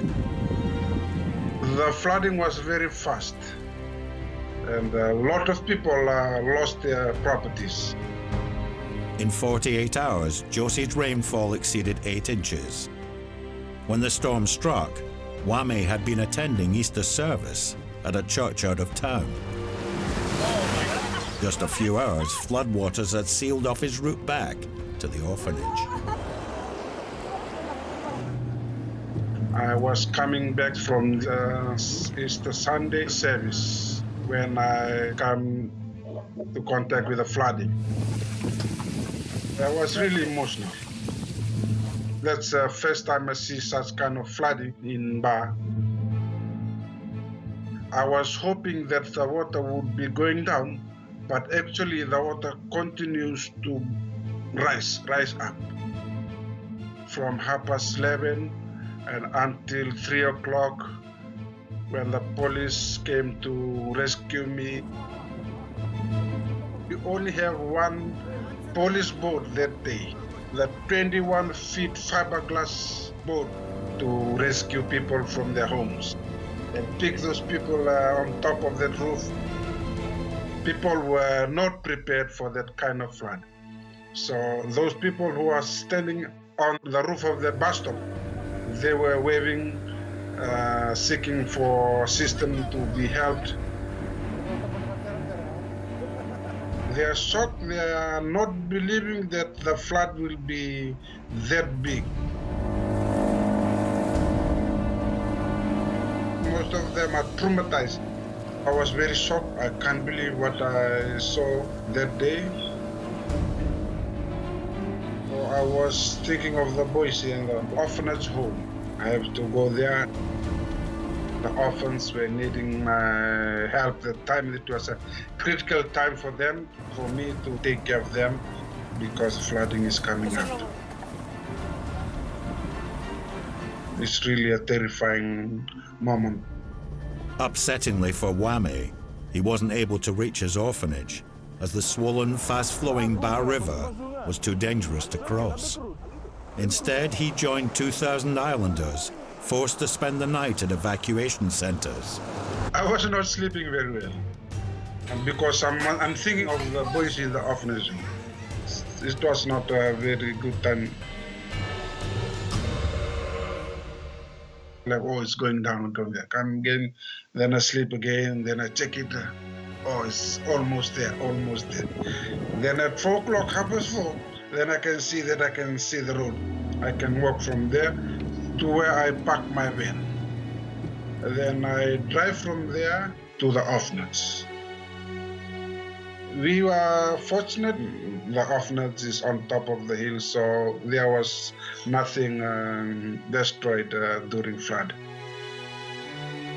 Sadly, despite Josie being on the bottom rung of the cyclone scale, at least 4 people lost their lives, swept away by the floods. The catastrophe also decimated crops, animals, and livestock. It is the worst flooding that we have seen here in Bar. We feel sorry of those people who were staying in low-lying areas. I know that their belongings were washed away by the flooding. They lose a lot during that flood. You know, the destruction was very, very, very big, very big.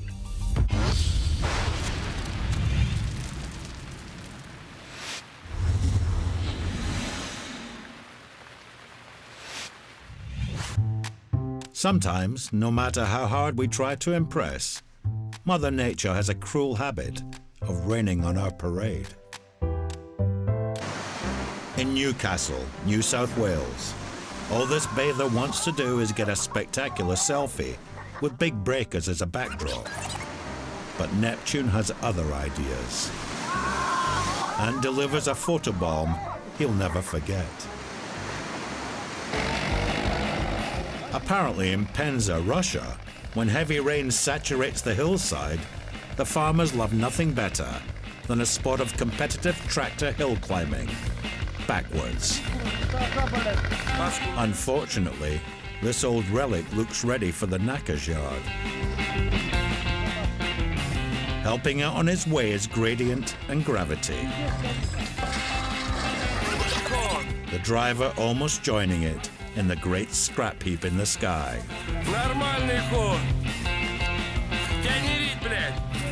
Not that his mates seem overly bothered.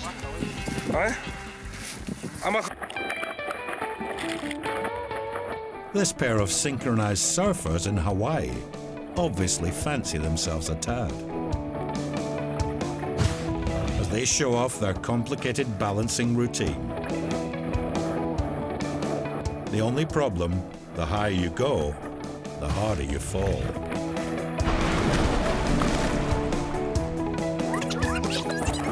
And the more likely you'll knock out your front teeth.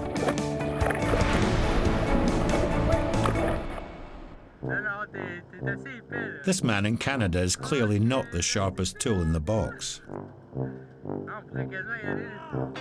as he embarks on his scientific experiment to test the breaking point of an ice overhang. Jumping around like an angry toddler surprisingly doesn't do the trick.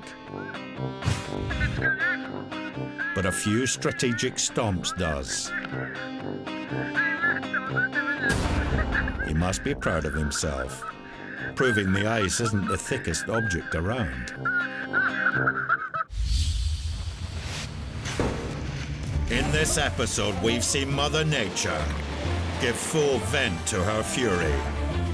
We've seen how helpless we can be. We've seen her tear down, destroy, and laugh in our faces. And next time there will be more, because deadly weather stops for no one.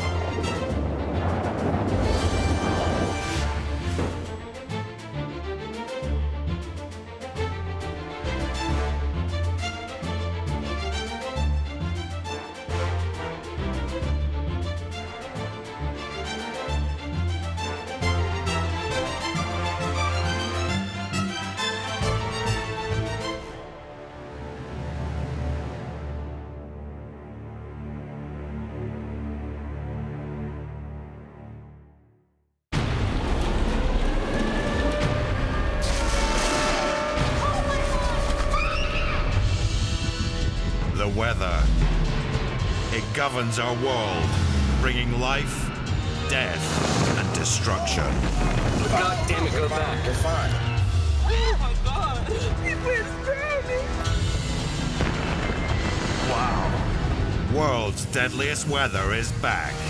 Bigger and badder. This time we include deadly natural disasters. One of the most terrifying moments of my life.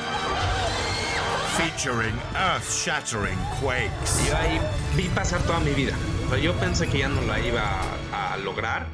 I saw an entire building collapse. It was like something out of a movie. And volcanoes. It looks like all of my wildest dreams. Using people's extraordinary self-shot footage. We're gonna die, dude. We gotta get out of here. Mason, get away from the windows now! And their death-defying stories. I remember instantly thinking, I just watched her die. I had to turn on my inner stunt driver and just get out of there quick. I thought I was gonna burn alive. We go eyeball to eyeball with Mother Nature. It's crazy! It's crazy! Come on! And witness up close Get on there! the all-consuming power of the elements. The mountain was coming to get us. Flash flood's right there! This place is just hell. It was just horrific. I had never in my life experienced anything like that. Everybody take over!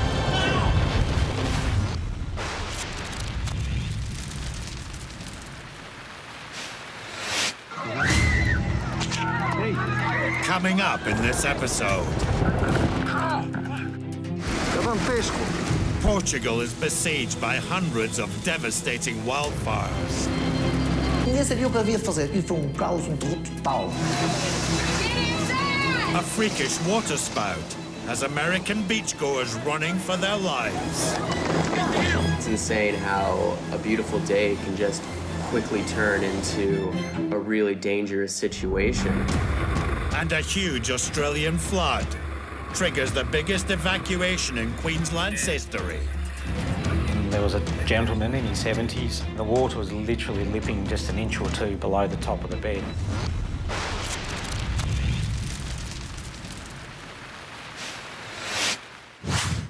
In 2017, a heat wave descended on Europe that was so hot and evil, it was named Lucifer. I can tell you that it is over 45 Celsius. Lucifer is around, and tomorrow's going to be hotter. As the continent roasted, the fuse was lit for an explosion of wildfires. None worse than those that raged across Portugal. On October the 15th, on the A17 motorway near Vagos, military officer and reserve firefighter Renato Teixeira became aware of trouble ahead. Ia para exercício militar, que era de uma duração de 15 dias. Comecei a ver assim umas chamazinhas nas bermas da autoestrada. O que é isto? Ai, que é isto? Aquela sensação de onde é que eu estou, onde é que eu me vim meter, que esta estrada não estava fechada. As chamas tinham cerca de 20 metros de altura. Que calor! Está a entrar para dentro do carro. Eu coloquei a mão no vidro e ele estava muito quente. Ai, que calor! Ai, que é isto? Comecei a ficar em pânico porque eram as chamas, eram aquelas fagulhas todas no meio da estrada. Não! Ai! Me sentir encurralado, como um rato num labirinto, sem saber para onde ir. Isto é um inferno. Ou para trás ou para a frente. Para trás corria o risco de ter um acidente, de bater de frente contra outra viatura.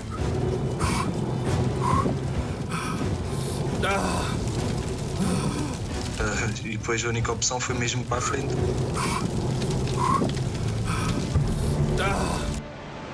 Making the situation more dangerous were strong winds from Hurricane Ophelia, fanning the flames.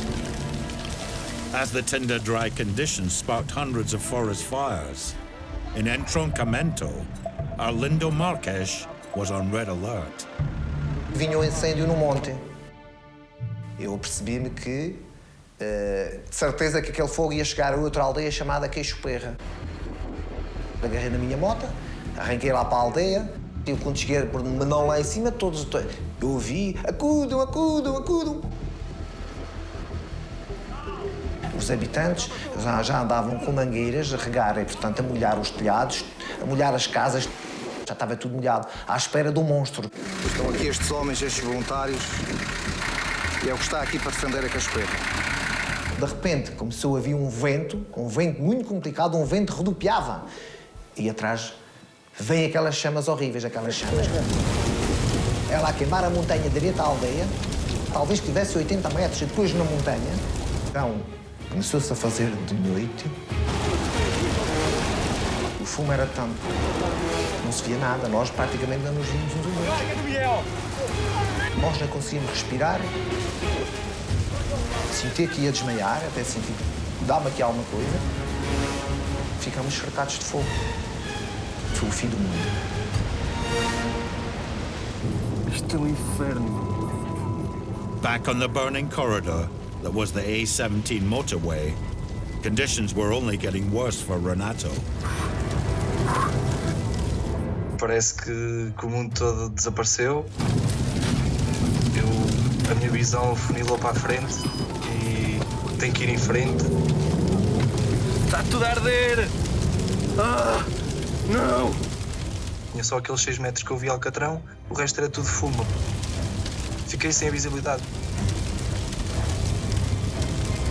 Então eu estava a andar e estava-me a guiar pelas luzes do outro carro. Depois, se ele para, eu bato, se está mais qualquer coisa, a gente... Não parem, não parem, não parem, não parem, não parem, não parem, não parem. Ui! Fiquei uma estátua, onde fiquei assim completamente em pânico e eu, o que é que eu vou fazer? E não vou, acho que não vou conseguir passar. Ai, as portagens estão todas a arder. Quando eu vi as portagens, pensei que elas tinham caído e estavam no meio da estrada. Não! Ai, que calor! Ai, que é isto? Foi o carro à minha frente, travou, me provocou um susto. Foi tão perigoso como se eu não me tivesse desviado eu tinha batido. Ficávamos lá os dois. Depois acabei por seguir em frente. Ainda me vi à vontade com 1 hora dentro dessa povoação para conseguir arranjar um caminho para sair de lá. As Renato managed to escape the inferno, in Queixo-Perra, Arlindo was in the thick of it. As he, a handful of villagers, and 1 fire engine battled flames roaring over 200 feet high. Os bombeiros estavam na primeira linha de defesa da aldeia, ficou completamente cercada. Cada um tentou salvar o que era deles. Ninguém podia ajudar os outros. Nós temos que recuar, porque o calor é imenso na cara. Imenso.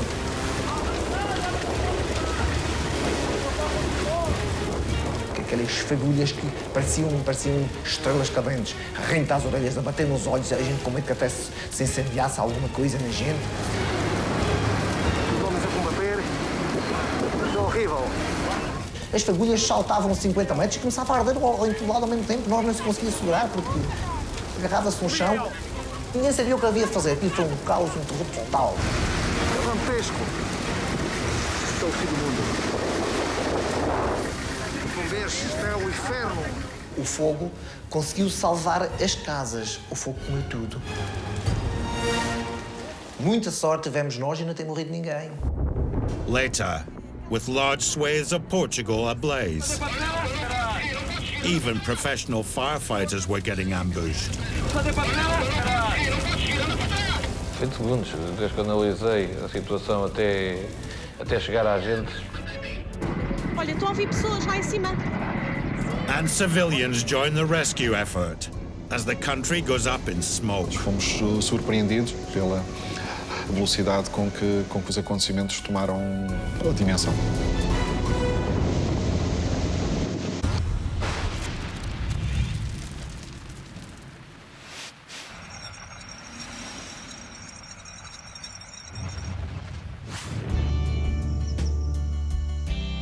Our sun, it gives us life and energy. But when it burns bright, the heat can be suffocating. Oh, let's come see. Hurry, hurry. Leading to all manner of innovative ways to cool off. She needs to come look. In baking Tennessee, it can be unbearable if you're wearing a thick fur coat. Oh, he's gonna eat the glue. No. So this black bear grabs his chance of a refreshing dip. There's only one problem, though. Sharp claws and blow-up paddling pools is a recipe for disaster. She's huge. Yeah, he's chilling at least. Here's a guy in Russia who's hell-bent on going native. This is to all of you who say I'm not a real Russian.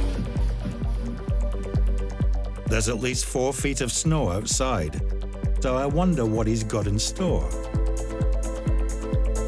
After a wee talk to fortify mind and body, he's ready to cool off. It all appears very tough and manly. Until the icy snow infiltrates those tender nether regions.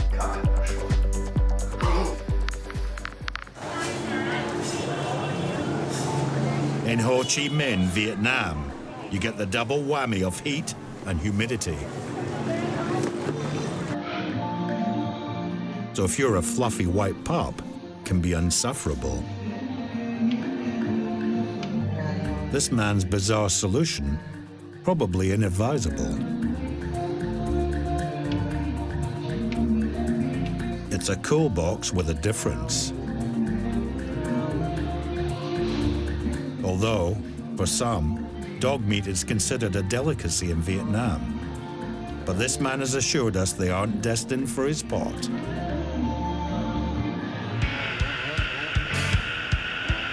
Finally, these young motocross enthusiasts are heading out into the Nevada desert in the height of summer. With temperatures well over 40 degrees, this dry, barren land is one of the most hostile places on Earth.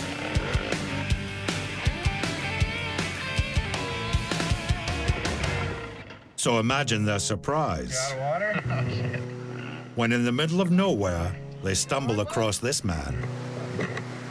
How long you been out here, bro? He's clearly suffering from advanced stages of dehydration and heat stroke. We found him. Get some water. Apparently, he had a quad bike accident. How long you been out here? Since last night. No water? Oh, dude. Even weirder, he's the football coach of one of his rescuers. You all right, bud?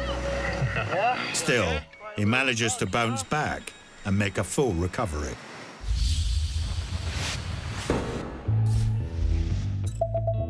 Carolina Beach on the US eastern seaboard. With nostalgic North Carolina charm, miles of pristine sand, and warm ocean, it's always been a favorite spot for holidaymaker.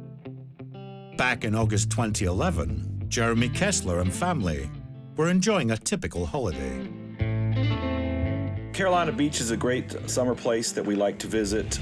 It's typical of an Atlantic beach with good water, lots of sand, good atmosphere, and a lot of fun to be had by all. We visit probably 3 or 4 times a year. As a regular, Jeremy knows the area inside out. But on August the 18th, a freak of nature would leave him flabbergasted. It was a typical beach day, hot in the morning, very sunny, with loads of humidity. After lunch, though, we could tell that a storm front was moving in. As thundery cumulus clouds mixed with the warm ocean below, to Jeremy's astonishment, a rare waterspout sprang to life. Whoa, I've never seen anything like that in my life. It was just so out of this world. But what we were seeing was a very thin funnel cloud slowly coming down from the sky to touch the water, which was just something that was almost alien to me, seeing that happen. Here we are at Carolina Beach. It is really a swirling tube of air. That is amazing. I'd say the bottom of the water spout was probably 100 to 150 feet wide. You can see right through it, but yet the suction is still there and the debris is spinning around. You can see at the top the rotation of the clouds around it. It gave you a sense of safety because of how slow it was moving. And so that meant that a lot of people were still standing on the beach watching it. One of the beach spectators was Noah Strafford. That's pretty sweet. He, his dad and sisters, had fallen under the spell of this whirling column of water. Dad, can you feel it whipping water around? We weren't nervous, but we were just kind of excited, just trying to figure out what was going on. Oh my God. It was getting bigger as it got closer to the shore.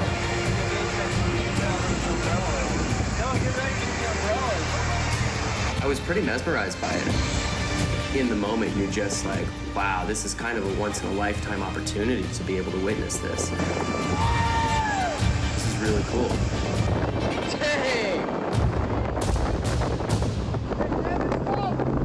While witnessing a waterspout is exceptional, even rarer is one that makes landfall. Up in his apartment, Jeremy couldn't tear himself away as it loomed ever closer. Oh, you gotta see this. That is amazing. Jeremy, you need to get in. This way a minute. Lisa, hush. My wife was definitely expressing her concern loudly, and I was still dismissive. Oh, it's fine. It's right there. It's going that way. Get inside! When you're in that moment, you just don't care. Get inside now! It came in fast and furious. That's when panic set in and people ran. Put the surfboards. Yeah, I hope you're good. First thing that it was picking up was the sand, and it was hurling it around really fast. It was like bee stings. Sent some boogie boards flying into the air. Look at the boogie board. Oh my God! Oh, that's sweet. And you could tell that it easily had the strength to pick up a person. Oh my God. That's when somebody screamed at me to get off the lifeguard stand. Hey, buddy, I want to flag up until I get down. And so I just jumped down and started running with my dad and my sisters. Run! Go! Run, Sarah! This way! Back! Sarah, come here! Come here! Adrenaline was wondering if you're gonna actually be picked up by this monstrous waterspout. That's when you realize just how powerful it was. The Carolina waterspout was both mesmerizing and potentially deadly, generating winds up to 70 miles per hour. All right, here's a walkway that was destroyed. Wow, there's bits of it spread all over the place. Fortunately, it blew itself out a quarter of a mile inland without causing any serious injuries. After being a part of that, you definitely have a real respect for what weather can do. It's insane how a beautiful day can just quickly turn into a really dangerous situation. I think I got really lucky to capture it on video. Oh, that's sick. Let's check on him. Frank. Just really cool that I got to experience that in real life.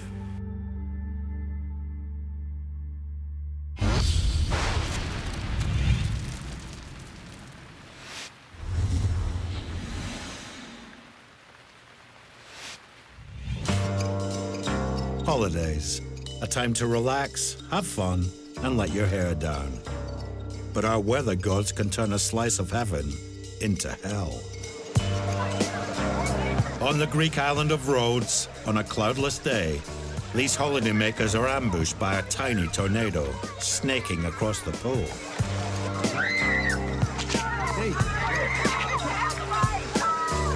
As it hits the loungers, parasols are whisked airborne, creating mayhem.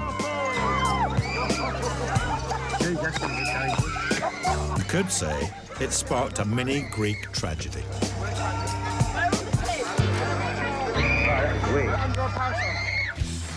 In Japan, the snowboarder is having a blast, filming himself surfing underneath the chairlift.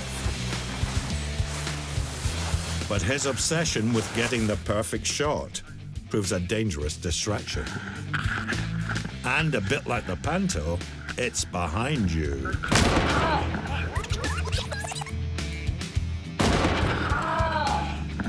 Luckily, his helmet saves him from a cracked nut. This summer cruise ship has either lost its way or it's caught up in a violent storm. As thunder crashes above decks, a single bolt zaps down, scoring a direct hit. And probably frying the boat's electrics. Ah well, it'll be cold soup on the menu tonight. Life's not much better on the beach in Ukraine. The sun worshippers have had somewhat of a rude awakening as hailstones bombard down.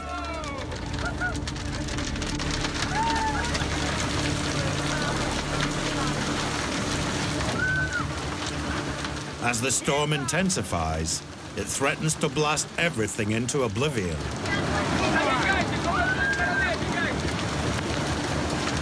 Putting any prospects of sunbathing on ice. While in the Caucasus, extreme temperatures have sent this chairlift in Georgia haywire.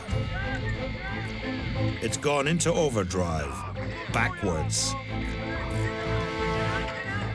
As the skiers are flung about like rag dolls, this is the very definition of a holiday from hell. Mercifully, no one suffered anything worse than broken bones.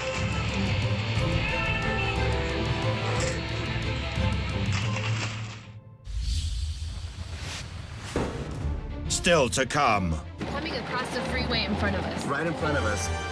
A California mudslide slams into a busy freeway, burying hundreds of vehicles. Just terrifying. I thought, oh my gosh, that thing's gonna hit us. And massive Australian floods snare some incredibly vulnerable victims. And seeing a mum with a baby really tore at the heart.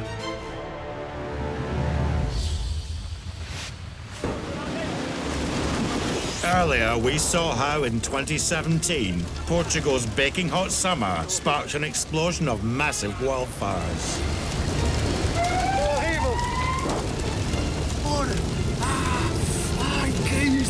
Acabei por me sentir encurralado, como rato num labirinto, sem saber para onde ir. Isto é inferno. On August the 12th, on the reservoir Castelo do Bode, Telmo Rodrigues was taking his family on a vacation boat trip when he became aware of a looming disaster. Nós estávamos calmamente nos dias de férias, verão em Portugal. Olha ali, olha. Tudo estava bem até começarmos a ver uma pequena coluna de fumo. Nós vamos começar a sentir o calor, não tarda muito. Apercebi-me que o fogo estava a caminhar da zona de serra para a zona de água. A gente vai estar segura, porque assim, estamos no meio da água, nunca nos pode, o fogo nunca chega aqui dentro. Esse fator era o mais assustador porque levou-nos tempo. Algo que nós víamos a 3, 4, 5 quilómetros não levava mais do que 2 ou 3 minutos para chegar até nós. Fomos então perto, estávamos com um meio de fuga fácil. Nós vimos a uma altura que entre os automóveis que saíam de casa e que voltavam, que gritavam, que chamavam umas pelas outras. Olha, estou a ouvir pessoas lá em cima. Algumas vozes que se aproximavam. Olha, vamos buscá-las. Nessa altura que nos aproximamos mais, vemos que vem a gritar. Fomos surpreendidos pela velocidade com que os acontecimentos tomaram a dimensão.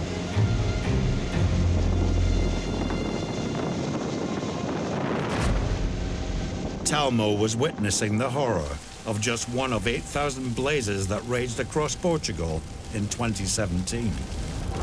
As emergency services across the country battled to contain the catastrophe, on August the 16th, near Alhandra, sibling firefighters Catarina Caetano and Pedro Pires were responding to yet another crisis. A nossa missão era ir ajudar os colegas que estavam numa aldeia. No caminho que nós tomávamos, fomos surpreendidos. Eu, entretanto, olho para a direita e vejo tipo um tornado de fogo. E foi aí que eu percebi que aquilo ia acontecer. Mal, então mas estes gajos estão a brincar comigo ou quê? A wall of flames had erupted in front of Catarina and Pedro. Olha aqui, olha aqui. Their only option was to reverse fast. Olha-me para trás, meu! But blocking their escape were these 7 fire engines behind them. 20 segundos, desde que analisei a situação até chegar à gente.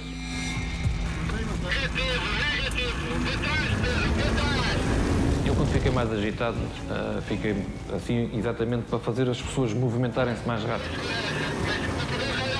Anda para trás, caralho! Vai ficar aqui no meio! Eu começo a gritar para ele se despachar e realmente fez com que as pessoas se despertassem e começassem a andar para trás. O veículo também não pode estar assim exposto ao calor tanto tempo. Bastante calor dentro do Cairo, que a gente estamos a levar ali com as chamas. Para trás, continua. O ar vem mesmo muito quente, é quase como se estivéssemos a tocar nas chamas. Acho que todo o momento com algum certo nível de pânico parece que passa horas naquele momento, mas a gente depois reflete e passaram apenas uns segundos. Esta situação foi uma das situações perigosas que eu já passei no jogo. Olha, ela continua aqui. Se a gente fosse 30 segundos mais à frente, tudo aquilo tinha corrido mal. Tinha sido mesmo apanhado pela frente principal. Todos, tínhamos sido todos. É o segundo em 3 dias. The Alhandra fire crew had only just dodged a bullet. 60 miles north, on the Castelo do Bode Reservoir, as a group of holidaymakers were fleeing for their lives, Telmo Rodrigues' pleasure boat had suddenly become a vital lifeboat. Pessoas que vieram em caminho de fuga. Vemos então que descem descalços, em fato de banho, e é aí que nós conseguimos chegar à margem para que eles pudessem sair. De um momento para o outro, algo que eu nunca tinha visto. Não conseguia perceber o que condições eram. Eu vejo essa coluna de fumo que desaba. Penso que é chamado um down brush, em que essa coluna cai e vemos que as nuvens de fumo correm atrás de nós e com meio tornado, que se vem por cima de água com agitação, e aí nós tivemos que fugir. Temos que fugir com tanta velocidade, porque no fundo nós estávamos na água e que o melhor sítio para estar quando há um incêndio do que estar na água. O fumo sufocava. O gás, podíamos ficar ali. Acontece uma coisa com os motores, pá. Não tem oxigênio.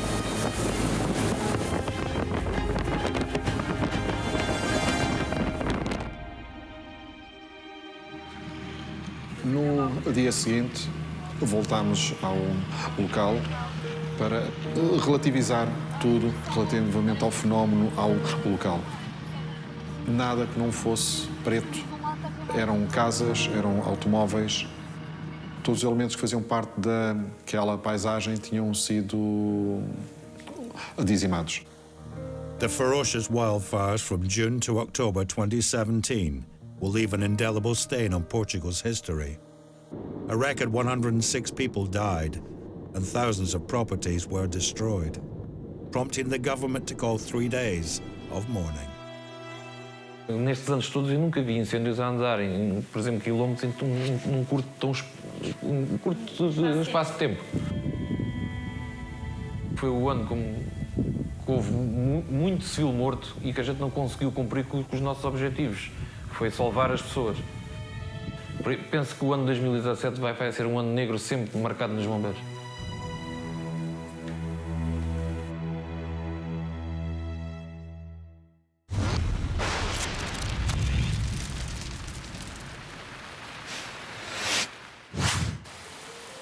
Queensland, Australia, January 2013. The remnant of Cyclone Oswald was pounding the state with strong winds and torrential rain. As floodwaters began to rise, helicopter rescue crew member Rick Harvey knew he was in for a tough time. Our aircraft basically a flying ambulance, so we crew the aircraft with a pilot, aircrew officer, a doctor and a intensive care flight paramedic. We basically cover the whole southeast of Queensland. Oswald was an interesting cyclone. Once it died down a bit and became ex-tropical cyclone, we had an amazing amount of rain.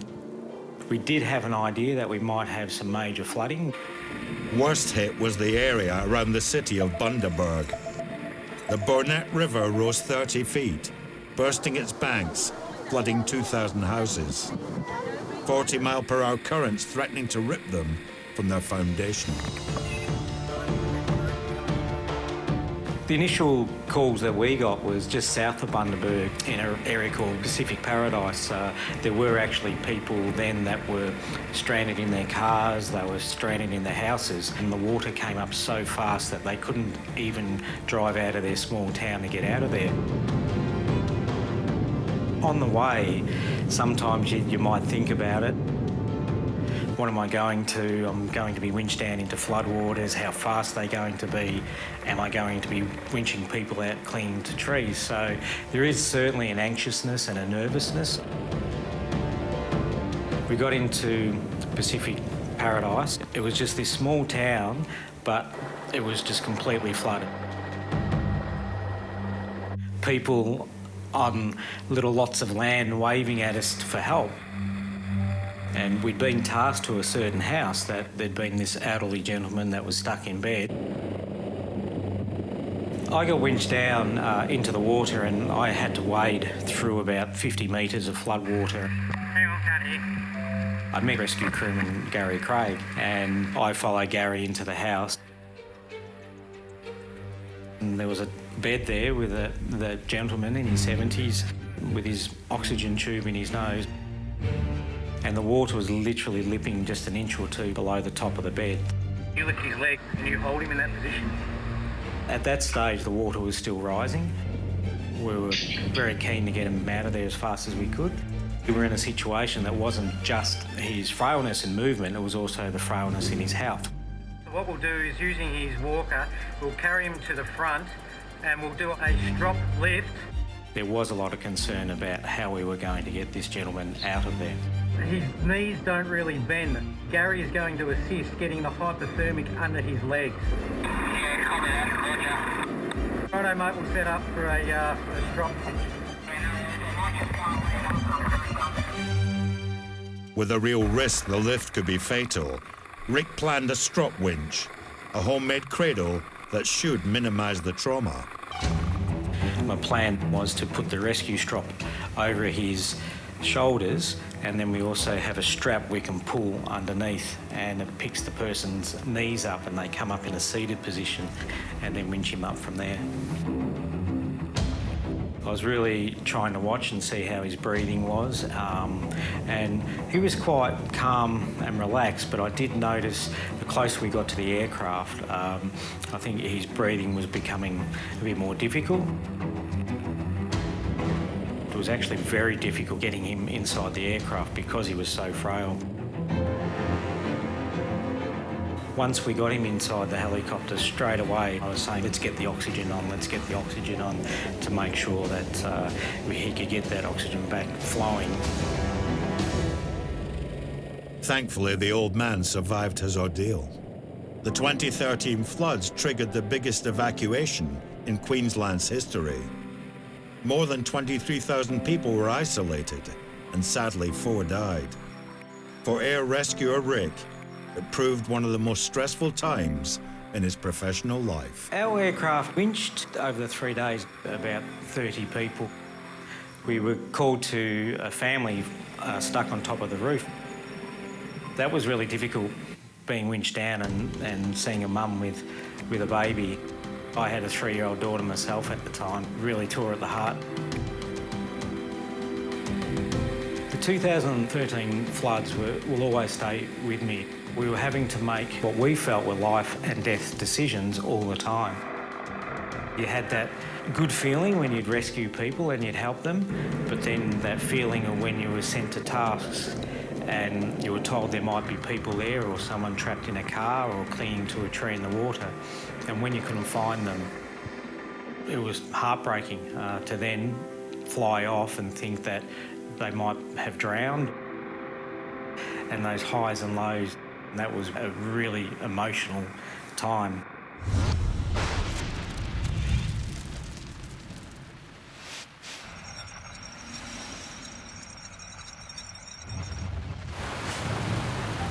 When Mother Nature gets upset and cries floods of tears, some of us share the misery. In Brazil, floodwaters are ripping through Belo Horizonte, leaving this man clinging on for dear life. Incredibly, he's not the owner of this black car. Instead, he was the driver of the white van following. But having failed to jump to safety, he somehow ended up taking refuge on this roof. Amazingly, he eventually escaped with no injuries. Staying in Brazil, when heavy rains fall in Rio de Janeiro, it pays to approach the public toilets with extreme caution. You don't want to be caught short in one, as you may take an impromptu trip down the high street, much to the mirth of the locals. Quem quiser ir no banheiro, olha agora, hein?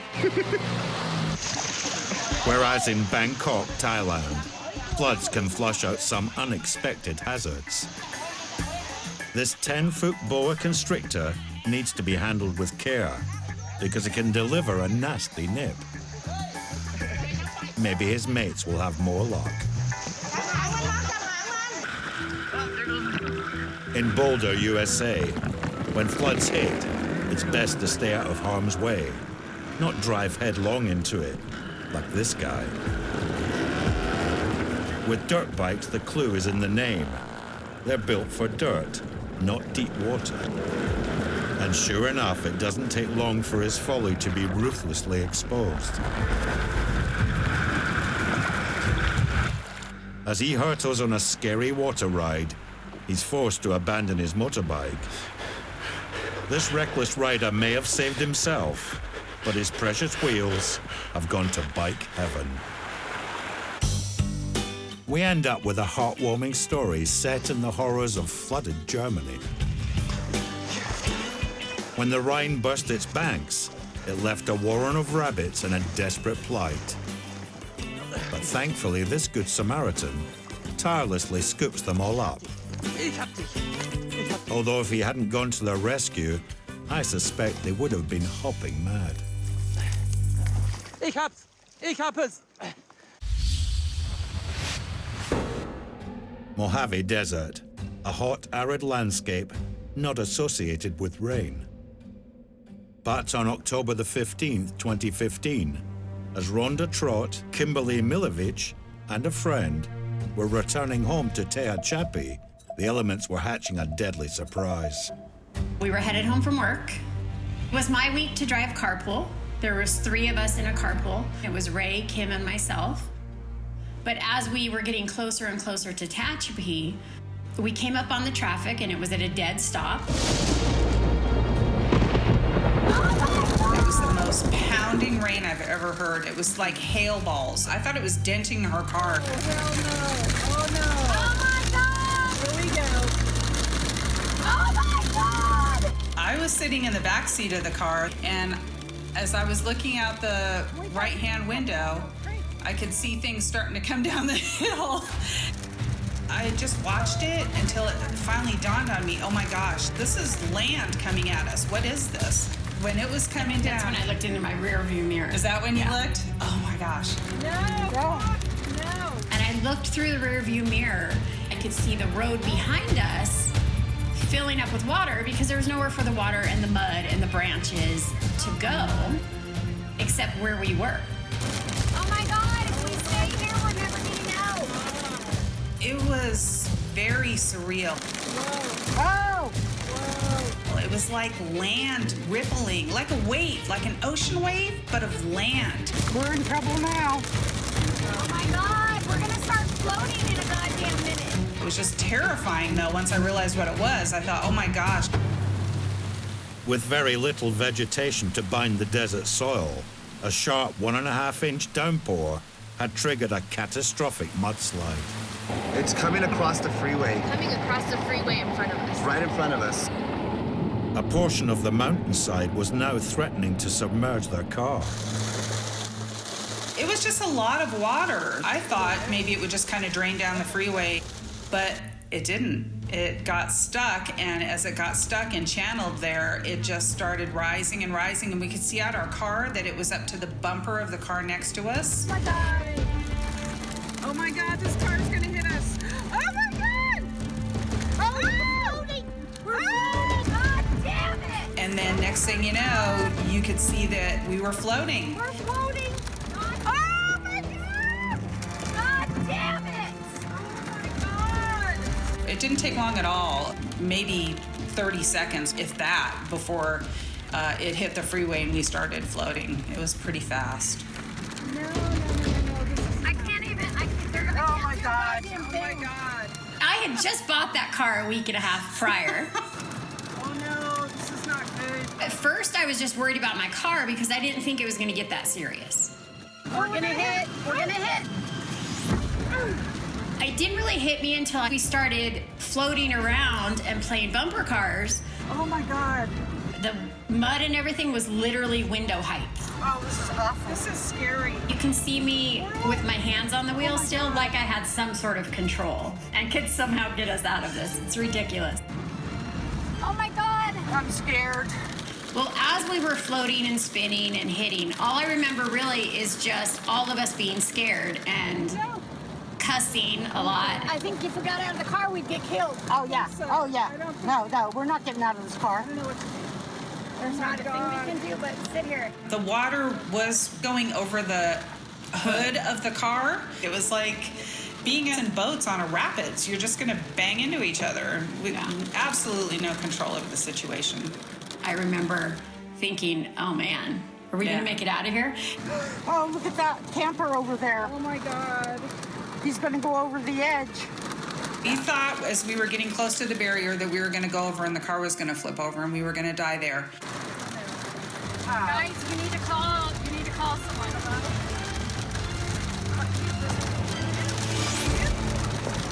I will never forget that. It was really intense. The massive Mojave mudslide dumped 7,500 cubic yards of sludge, the equivalent of 23 Olympic-sized swimming pools. In places it lay 6 feet deep, ensnaring around 200 vehicles. As for Rhonda's brand new motor, it ended up encased in a muddy tomb. It was about a week later when I finally got to see my car because it took them so long to dig everything out. The outside was just totaled. I mean, there were branches and mud sticking out. And of course, the engine wasn't going to work ever again, clogged with mud and debris. But yeah, the car was a total loss.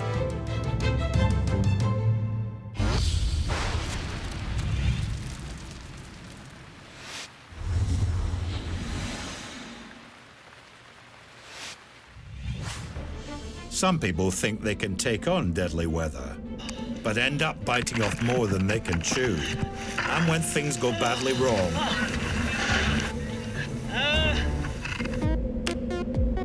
in Utah, USA, this guy reckons he can clear the famous Pyramid Gap while doing a backflip.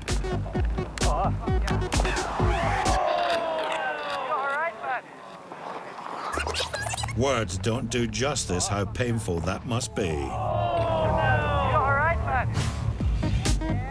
But more miraculous, he walked away unharmed.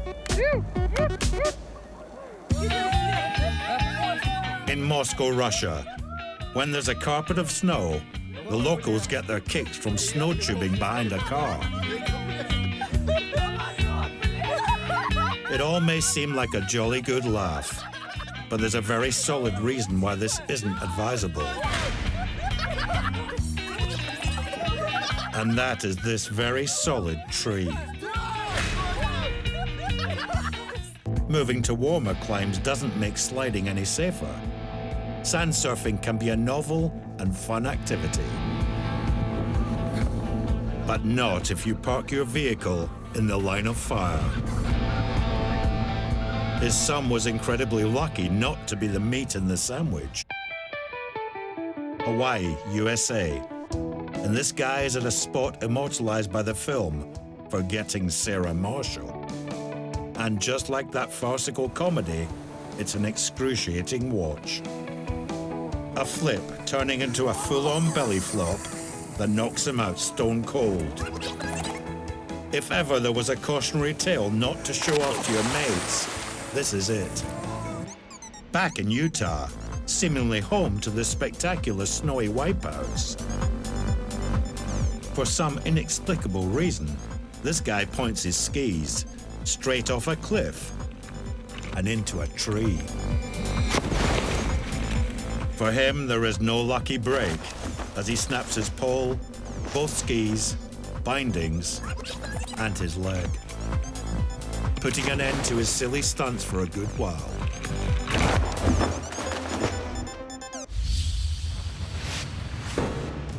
In this episode, we've seen Mother Nature flex her mighty muscles. We've seen how helpless we can be. We've seen her tear down, destroy, and laugh in our faces. And next time there will be more, because deadly weather stops for no one.